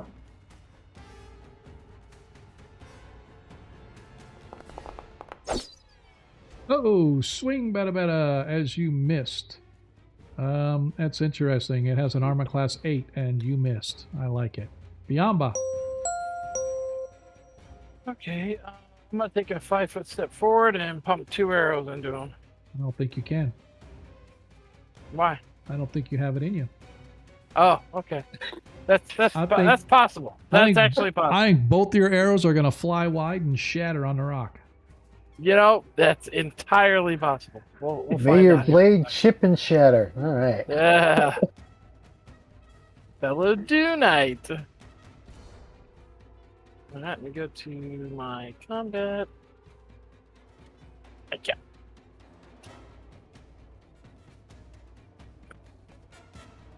And let's hit this guy. Okay. Ooh. I think Did that you should hit? hit. Yes, it does. It hits by 4. Nice shot. Damage.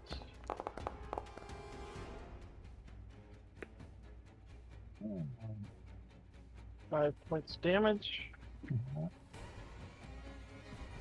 yeah, actually, Sorry, hang on a second.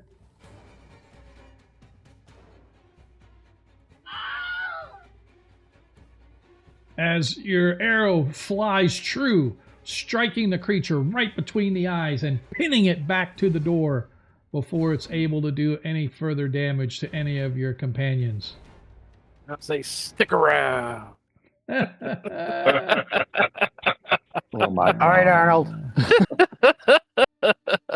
Hey, if you guys would quit playing around, I want to get in this building. Yeah. How big is that thing? It's a small creature, maybe 1.5 feet, 2 foot tall, give or take.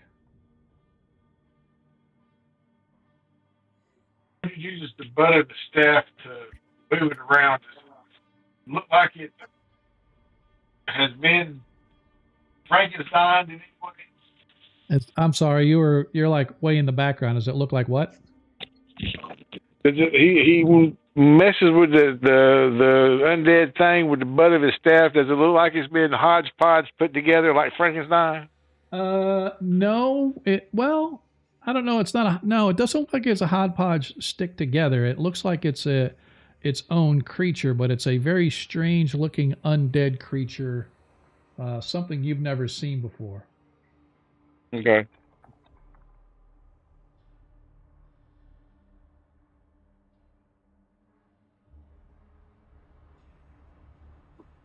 So, having survived that, Hub peeks back into the room. And what's the dimensions room? Can I make that out? It's about a 5 foot little square closet. Okay, so not huge. Correct. Okay.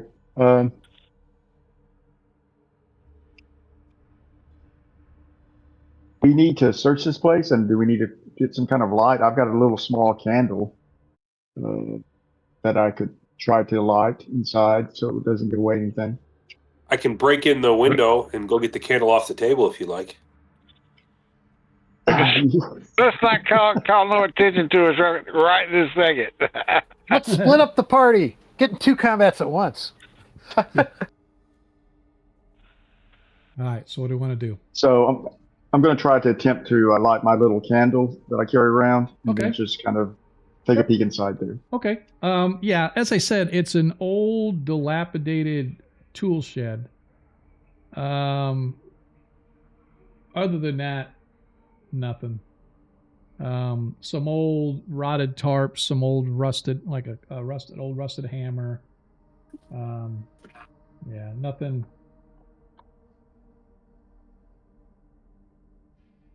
Nothing like interesting that you can see, at least not offhand. Okay, I'm going to enter it, and then I don't know if anybody else wants to, but I'm going to try to take a look for secret doors. Okay. While he's doing that, Mojo's going to move the tarp. Okay. As you pull it, a couple things like fall away, but as I said, nothing major. I'll go in and search with Mr. Hub. Okay.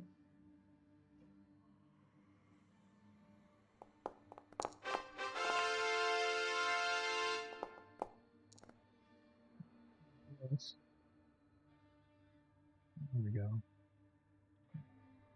go. Sorry, I'm getting a picture of it is. Trying to get a picture of the creature that you guys just fought. It did select. Oh, here we are. I was gonna say I'm gonna check its pockets for loose change. Yeah. All right. So let me.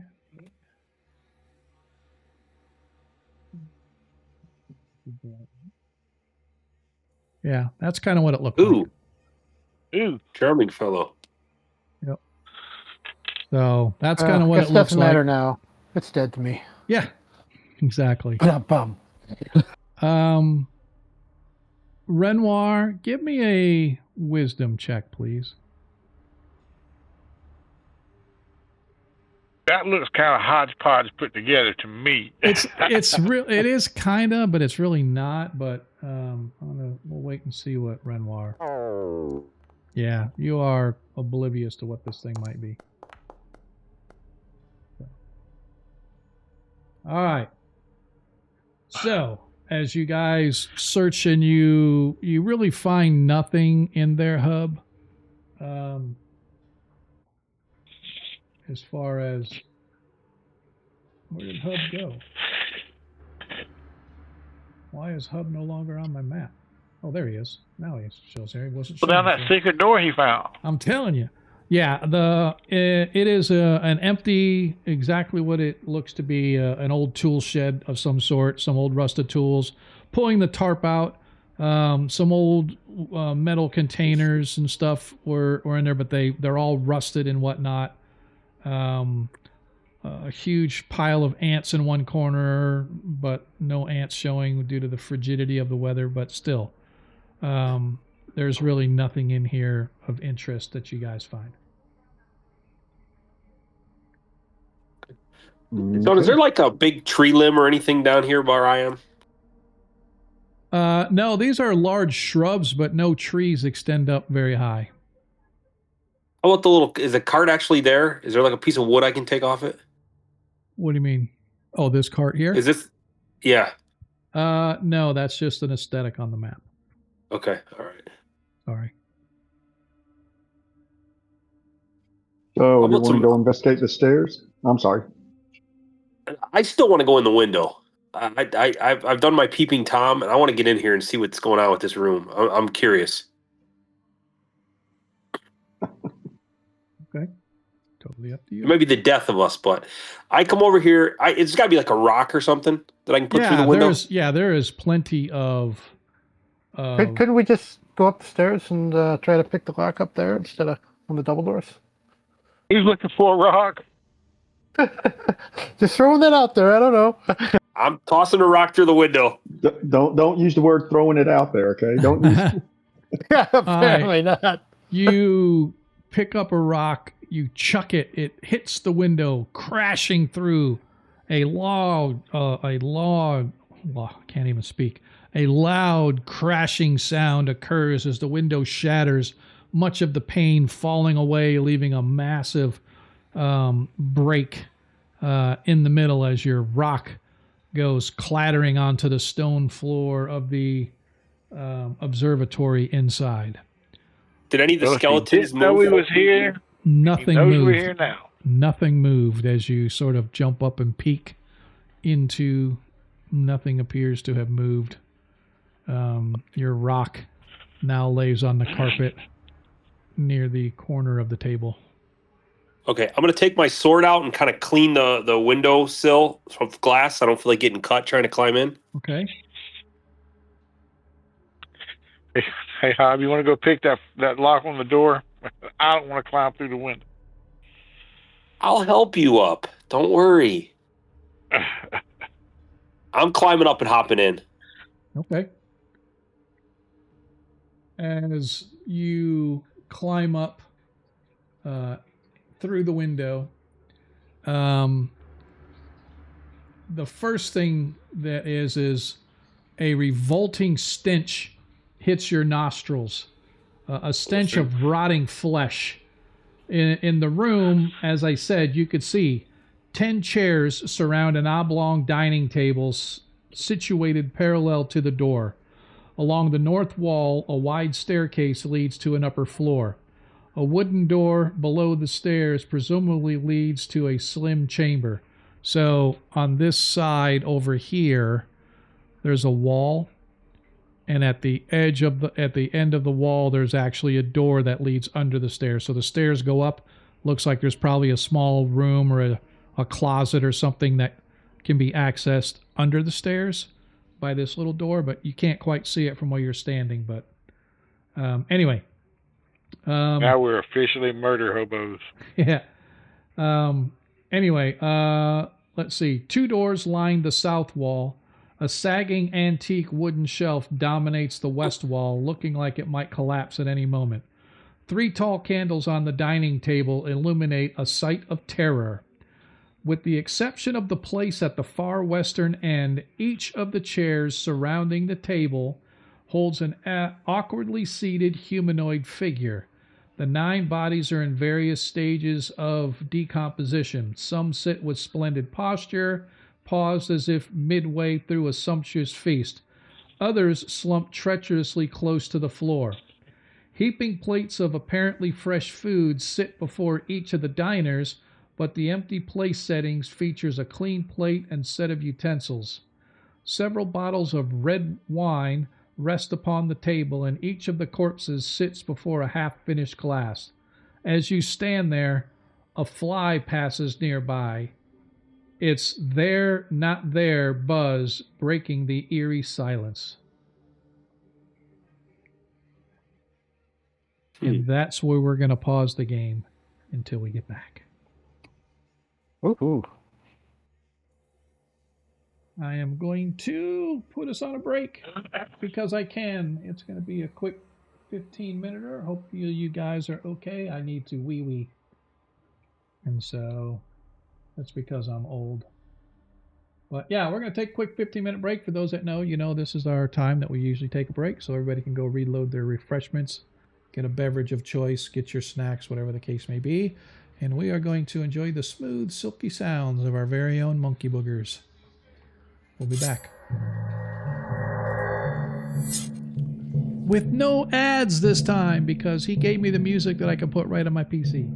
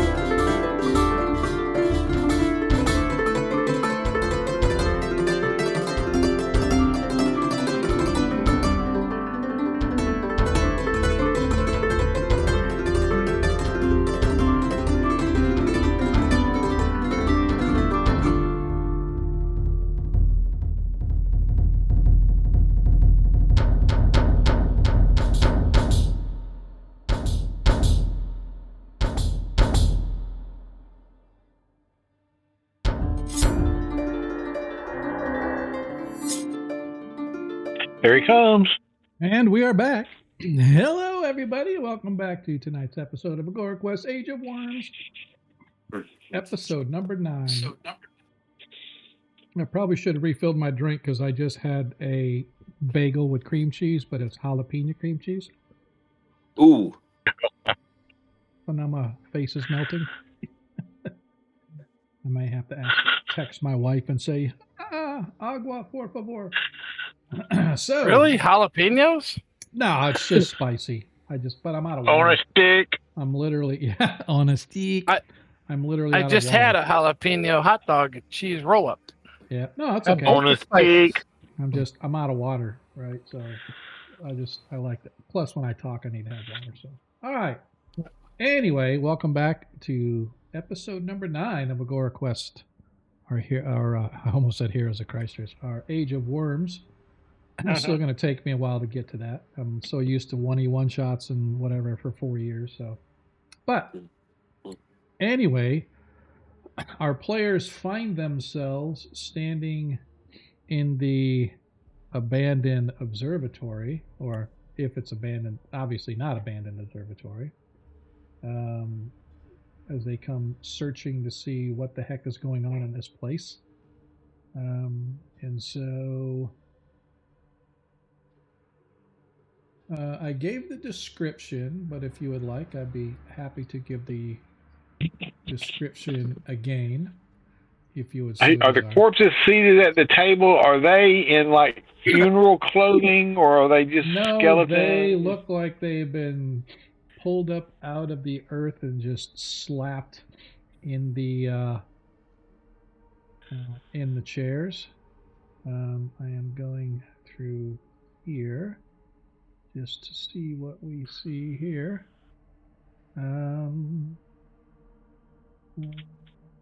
Just looking to make sure that I gave you guys all the script and all the food that's there.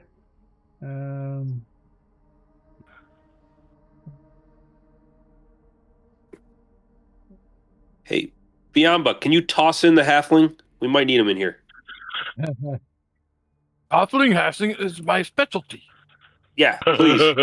Toss him in. Gently lift. Or toss. Go long.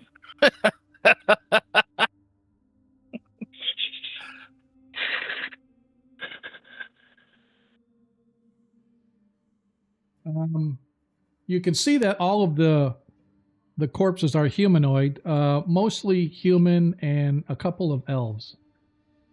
Ooh. And as I said, all of the there's 9 total seated, right? And I don't know why it shows like 1, 2, 3, 4. Yeah, this shows 12. There should be 10 chairs, but that's okay. But all of the chairs are filled with a body except for the western one, the head of the table. Right? The head of the chair. Yeah, it's actually, I don't know why they say what. Yeah, yep, it's the head of the table in the west. And you got this big ass shelf unit up on the far western wall. And as I described, you see these stairs. This is a flight of stairs going up. Hey, what'd I miss? Somebody dropping bombs on us. Oh, look at there, look at there. We very much appreciate that, Doc. Everybody gets a +1. Yeah, thank you. Thank you. Well, he cheered 400, so I got to pick 4 of y'all. So somebody is not going to get one. Just kidding. Hey, man. No. Is that for everybody? It has been a while, Doc, for real. Usually it's 100 bits for each person. Okay, there we go. So 1 for everybody. He gave me the extra. Thank you, sir. I was going to say, you did 4. I was going to give you a bonus of 100 for that. So, but yeah, so everybody now has an additional +1. So that leaves Biamba with the 2. Hub, you have 4. Modred, you have a +1. Mulgar and Renoir, you each have +2. So, as I said, you're looking. Appreciate that, Doc. Has been a while, man. Appreciate you coming back. We have a new campaign going, Age of Worms. Yes, sir. Yes, sir. But it's a first edition version, so it's been kind of interesting for me. Hey, thanks, Ager. Appreciate that shout out for him. I was going to do it, but yeah, awesome. Our previous 1 shots campaign completed with the defeat of Vecna, and they have since retired, and now we have a new group of newbies running about trying to figure out what the hell's going on in Diamond Lake. So, as I said, as you guys look, you can see that around this table there are technically 10 chairs, 9 of which have dead bodies sitting in them, and there's a flight of stairs going up, and there are some exit doors. On the north wall here, as I described, there is a door that leads to a space under the stairs. There's 2 doors on the south wall, and there's a door on the east wall that apparently leads back out toward the entrance. Is this place well kept, or is it dusty? Do I see footprints or anything? There, I got a nat 1. That gives me 2. Thanks, dude. Appreciate it. Wait, who gave me that? Was that Excel? Yes, you are my man. So it is dusty, dilapidated, but it looks like somebody's made an attempt to kind of do some cleanup, like some general sweeping and stuff. But the doors still look old and warped. The shelf units, as I described, are like almost collapsing. It looks like they're about ready to collapse off the wall. So stuff like that still indicates that nobody has really done any upkeep in this place for quite some time. So, well, what do you guys think? If you were a crazy serial killer that likes to pose skeletons, are you up or are you down? Let's go down. I'm thinking down, but I want to check out what's in this. Down. Sorry, down where? There's no stairs going down. Yeah, Oh, guys, I we're on bet the you first there's a floor. door. Well, I'm assuming there's stairs under the door going down. Yeah. You know what I'm. Yeah, that's what I. Yeah, Okay, this let's is like peek. where Harry Potter lives. Gotcha. Yeah. I'm going to check out this bookshelf looking thing over here. See if there's anything on it. Go ahead and give me search checks, please. Ah, crud. Did I do what I just think I did? I sure did. Oh, nice. Woohoo, I won. Just a second, because I accidentally closed my dock. All right. Let's see. Is there anything on the shelf? So you're just checking the shelf unit itself, right? Yes, sir.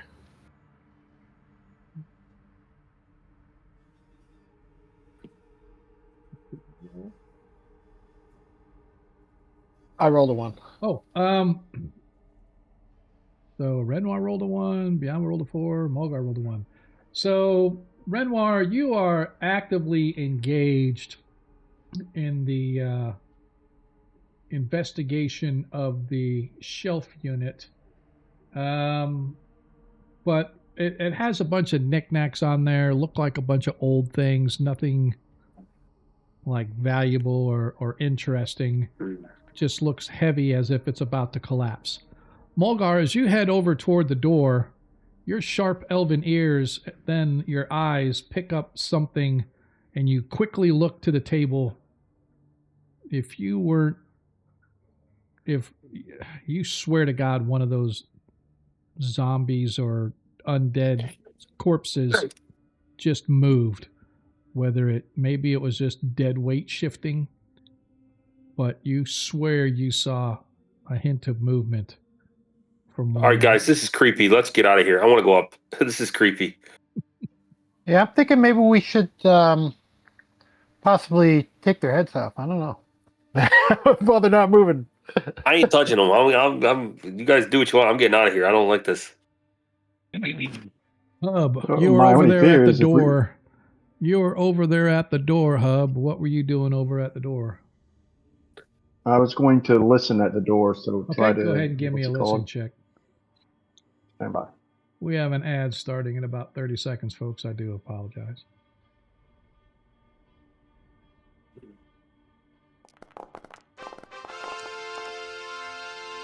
Nice.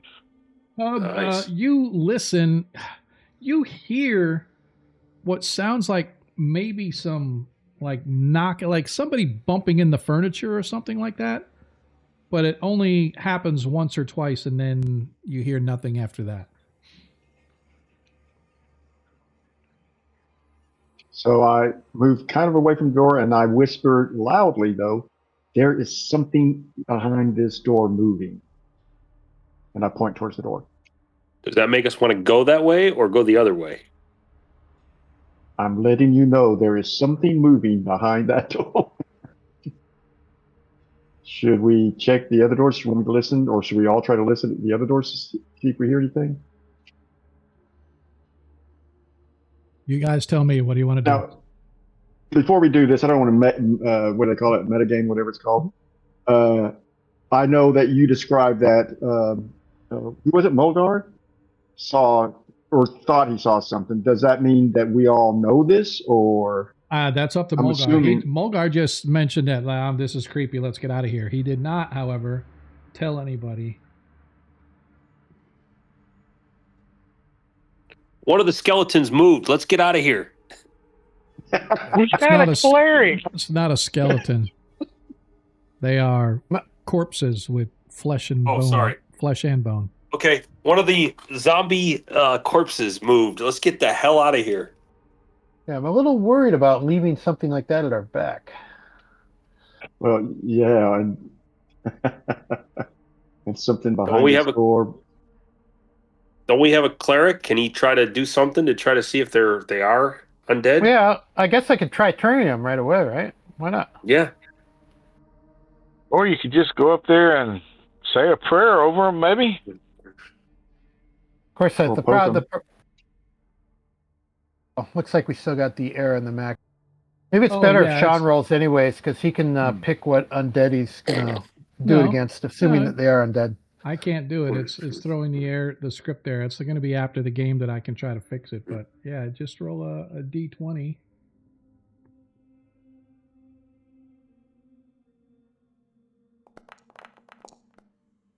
As you rolled a 2, Uh-oh. as Wah, wah, wah. as you feel the energy of Tritherion coursing through you, what do you say? Oh, I got my standard here. I may the power of Tritherion command you. Leave, foul spirits. As you say that, the room reverberates with the power of your voice, but nothing happens. Thank you, my love. Wah, wah, wah. My wife. Mildred came in to opens get that me door. ice water. The door is locked, so Modra does not open that door.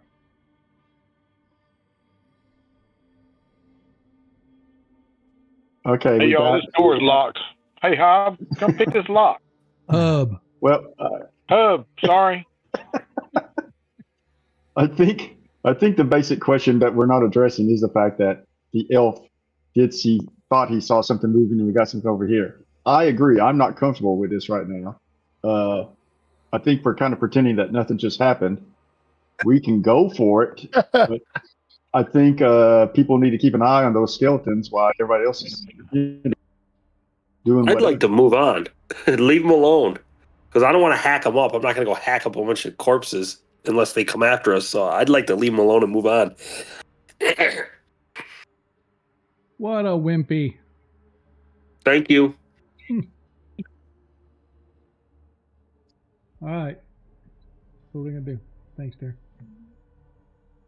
All right, I'm gonna listen at this door first. Okay. Mulgar, you want to go what upstairs while they're doing earworms are? that? We'll soon find out. You hear nothing, sir. There is nothing behind that door. I'm There gonna might pick be it. I'm gonna- treasure behind it. Oh, while they're playing around, I'm just going to come here and just to check and make sure nothing's coming down the stairs at us. Okay. As you are fitzing with the lock, it breaks, and the lock falls off. Old, Oh, no. dilapidated, and rusty. So deteriorated was it that all you were doing was mucking with it and it falls off. And then I step to the side. I'm not opening this one. Which way does it open? It pulls inward. Why don't you let me up there and open it? I'm a little better armored than you are. Okay. Sounds like a plan to me. All right, I'll open the door then. Right. You open the door, and you can see that there is a small room about 10 by 20 that sits underneath the stairs. Inside, you can see there are some extra chairs that would go at the table, along with some candelabras, extra candelabras, look to be made of copper or of some sort, sitting on a shelf. This is obviously some sort of a under the stairs storage closet.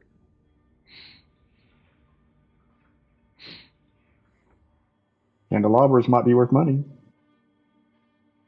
I'll go in there and search around, see if there's anything worth money. Right.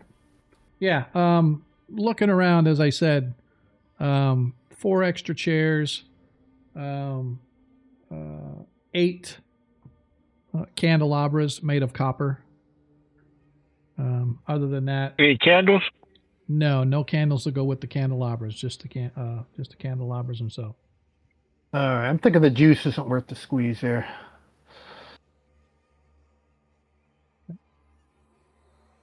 His nose, and he walks up as he's walking out, and he kind of a bit more attention to the corpses. Is there any jewelry on them or anything? No, they don't look to have anything. Again, they look like somebody just dragged them up. Right up. Looks like somebody dragged them right up out of their graves with whatever they were buried in and planted them here in the seats. Do y'all want to go find out how I've heard in that one room, or go upstairs? If Somebody keeps saying we should go upstairs, and they don't want to fight the thing behind us. So yeah, we can do that. Now that we've poked around this room forever, so we can go up. Okie dokie. Okay. As you guys go to head upstairs.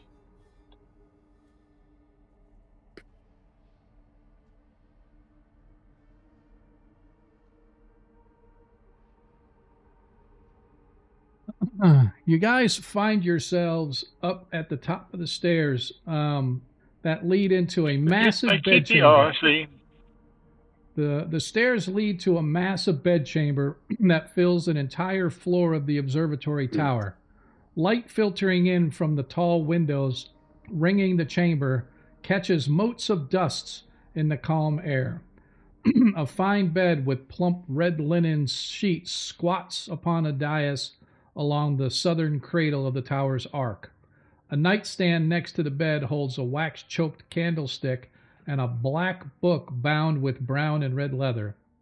At the midpoint of the eastern wall, a strange form stands rigid atop a short wooden stool, as tall as a halfling and clothed in a fine black suit and top hat. Clean cloth bandages wrap every inch of the sentry's skin. A pair of ash-tinted spectacles rest upon its long, skinny nose. The diminutive dandy holds a silver platter as if presenting a meal, and upon the tray rests the freshly preserved severed head of a middle-aged human woman. A platinum piece sits upon her outstretched purple tongue. A messy desk rests against the opposite wall, piled high with loose papers. An apparatus holding 4 long tubes filled with colored liquid peeks out from this clutter. Doors on the north and the west walls appear to lead into small closets.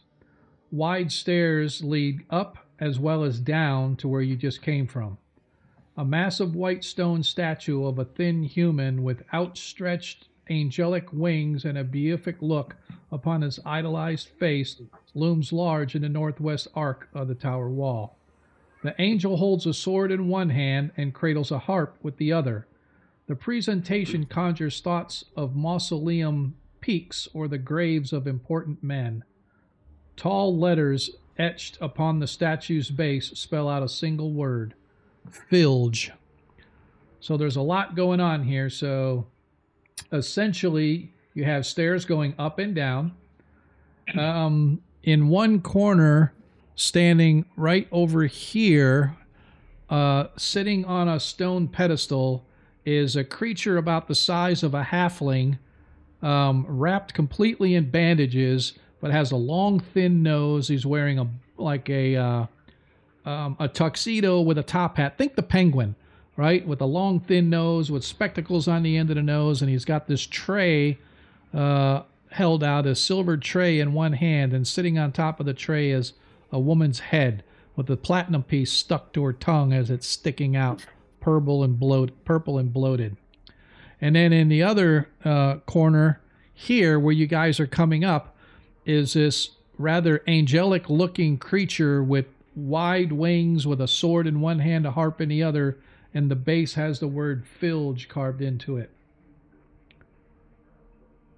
What was that guy's name? That necromancer? Was it Filge? Yeah, that is correct. Filge, yeah. Filge, that's Yeah. it. I think we found some clothes for the halfling, though. I want to step in. Okay. I'm gonna go over to the desk. Let's check out the Okay. desk. I'm going to check the bed out. I could use a Alright. nap. Check out this. Let's see. Trying to see. Oh, you stay back there. Trying to see how this is described here. Sorry, because I didn't go through all of this. I need to make sure. Trying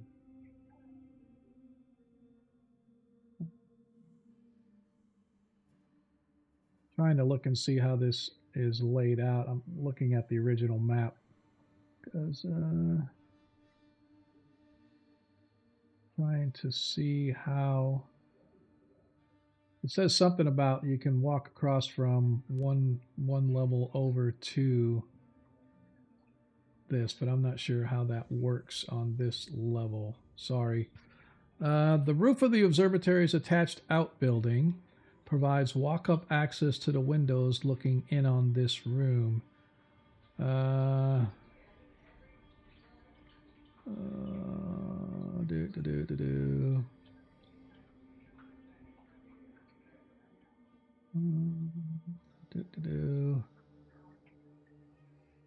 right, so who is searching what? Let's start. We'll go around the room. We will start with Hub. Hub, what are you searching and what are you looking for? Hub is presently keeping an eye on those upstairs and also on that little statue thing, the angel thing. He's not searching anything. He's just trying to keep an eye on everything. Okay. Biamba? Oh, real quick, I apologize, Biamba. And then he kind of speaks in a normal voice. He goes, "If you need me, let me know." Okay. Biamba? I'm leading Dogatu around to see if he can sniff out anything. Okay. Well, you sniff out a couple of doors, and it has a stench in here, like a stench of death, if you will, I guess, for lack of a better term. It just has that really nasty sort of, I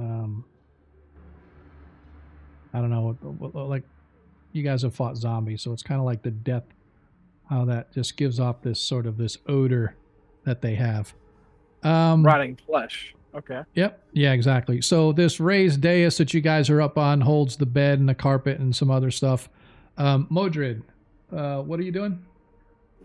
He's going to that book and going to pick it up and thumb through it. Okay. So as you as you pick up this book that sits on the end table there, you realize that it is an arcane spell book. Ooh.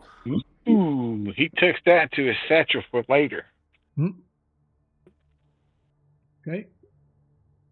Anything else? Mogar. I'm gonna look under the little carpet, look under the bed, maybe under the sheets, and then if this is a little chair, just kind of search around this area here to see if there's anything else. All right, go ahead and give me a search check.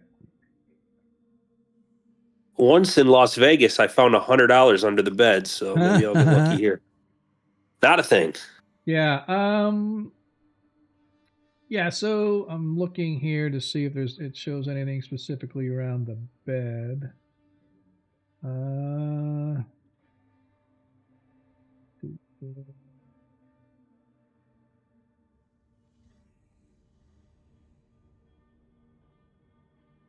Yeah, there is. Nope. Okay. Sorry. So, Renoir, your turn. I'm gonna check over at this desk area here and see. All right, the desk is completely trashed with stuff all over it. So just go ahead, give me 2 search checks.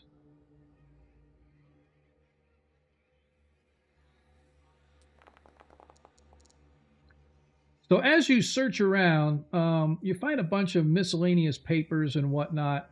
A lot of the stuff that you look through kind of really frighten you.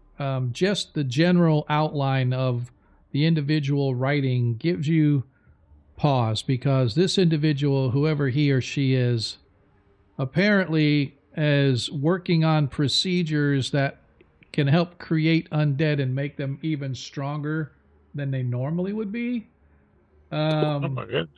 Lovely. And other ones are just scribbles that lead off into like, what the hell is this guy talking about? You have no clue what it is. However, you do find buried in the junk, you find a scroll tube, as well as a strange metallic beaker. You can feel that it has liquid in it, but you're not really sure how it works. It's not a beaker, but a beaker holder. Like, somebody has a case and they can put like beakers in it and then it's like cloth so that you can close it and carry it around without shattering the glass, whatever. It's a small case with that holds beakers in it. One of them, I should say, there's 6-inch long tubes that are stuck into these. Each one holds a different colored liquid. There's 6 slots altogether, but only 4 of them hold liquids, and each one of the liquids is a different color. What they are, they don't look like potions to you, so you're not really sure what they may be. They might be potions, but they don't give off the potion-y vibe to you. Other than that, it's literally just sort of scrap papers and stuff. Although you do find what looks to be a letter, which seems to be interesting. But again, there's just so much stuff on here. Those are probably the high points of everything that you find. All right, I'll read the letter here. Let's see what that says. So as you look at the letter, it says, Filge, I need you in Diamond Lake, my boy. The cult situation has grown worse. Deep within Dowerstone Mine, they're studying things brought in from the southern hills. Green worms and unkillable zombies. I nicked one of the worms for you to study. I'll put you up in the old observatory. Show this letter to the big white half-orc at the Feral Dog. He'll help get you settled. I trust you'll find these coins sufficient to cover your travel from the free city. And then the signature is just the letter S. All right. I'll let the other people know what we found, particularly the fact that not only the letter's here, but this guy seems a little crazy and he's trying to make bigger, better undead. And get that letter. Items I found. What's that? I tell Renoir to keep that letter. Yeah, I'll pack away the letter in my pack here, as well as the not potions, but the beakers that we found. And you said we found one other interesting item, didn't you? Well, yeah, so the beaker holder that has 4 vials of colored liquid in it, and 2 are empty. You found a scroll case, and inside there's a piece of vellum. I think the rest of the stuff was just scribblings as I described. And I'll take the scroll case and give it to Mulgar and see if he can make anything of it. Okay. I'm going to take the Excuse me, top hat off. Mulgrid, I'm sorry, not Mulgar. Yeah. Mulgrid.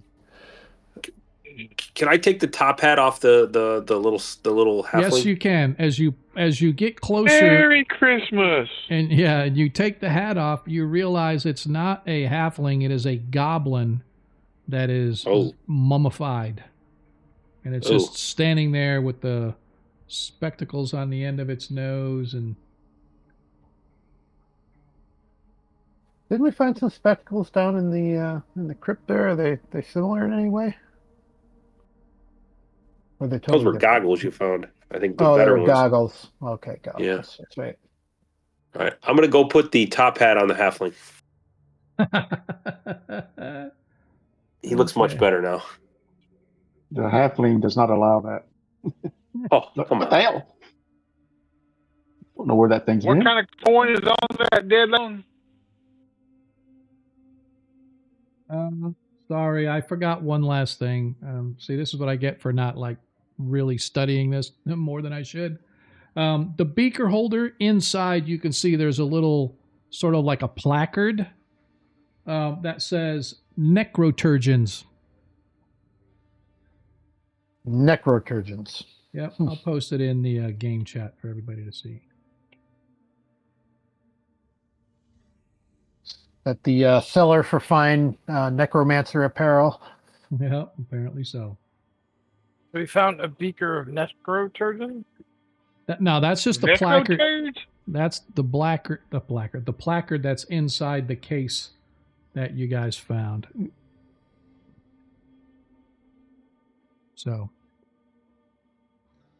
Sounds like something to ask the scribe about.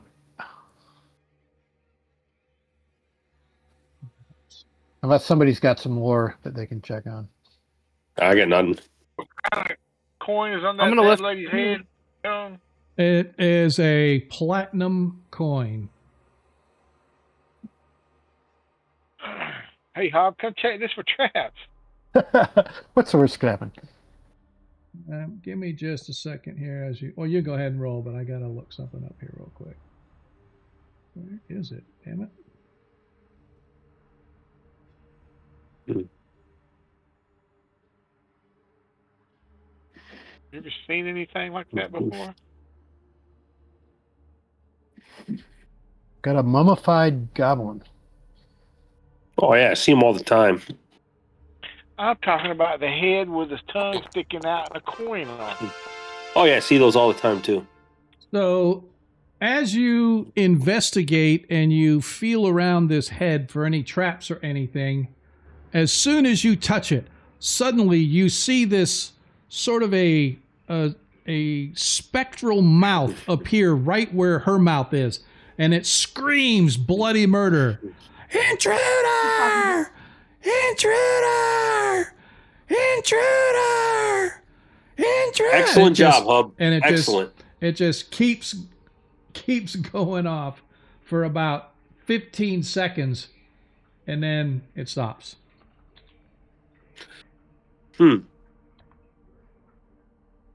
So the minute it started screaming, I smack it off the platter. I don't know if Okay. that helps, but I do that. Okay, it does not help, but as I said, it rolls onto the floor, and the platter that was being held by the mummy goes shattering to the floor as well. As I said, it screams out the word intruder for maybe, I don't know, 20, 30 seconds, or maybe not that long, but 15, 20 seconds or so, and then it finally stops. Mulgar, give me and Hub, give me hear noise checks. Or whoever has to hear noise. Is it just Hub? I think I do too. I think the elves Yeah. have that skill too.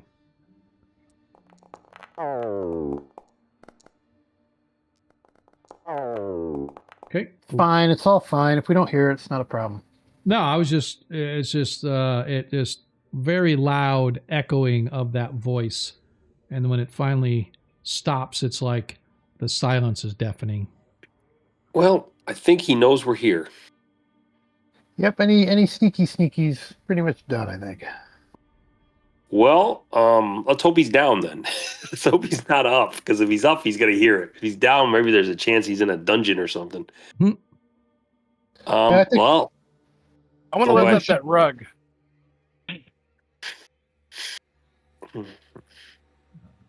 Wonder if we shouldn't go straight up or before he gets prepared. We're better prepared. I'm in. I'm gonna lift up the rug real quick. Which one? The one I'm standing on. Yeah, I did Okay. the other one. Oops, let me get off it.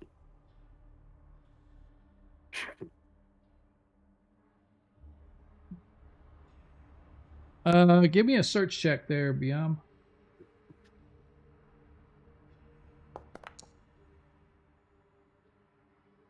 Yeah, there is nothing. All right, I agree with Hub for once. We need to get up those stairs before, if it's something's up there. Well, let's march up. All right. He knows we're here. Yep, he does. And unfortunately, I'm going to have to end it right there. I'm going to have to end our game. I'm going to have to end. I'm Well literally played, going to sir. have to end our game early, and I am really sorry. It's okay. But I am getting called away. So it's actually, I've been putting it off for about 5 minutes. I've been getting asked for the last 5 minutes, but I'm like, I got to get to a certain point. But this will give you guys time to prepare. But yes, he is up and he is waiting. So, but I do have to pause it right there. I'm sorry. But it's a good cliffhanger. Fine. It's a good cliffhanger. We will be here next week. That'll give us the entire session to hold combat.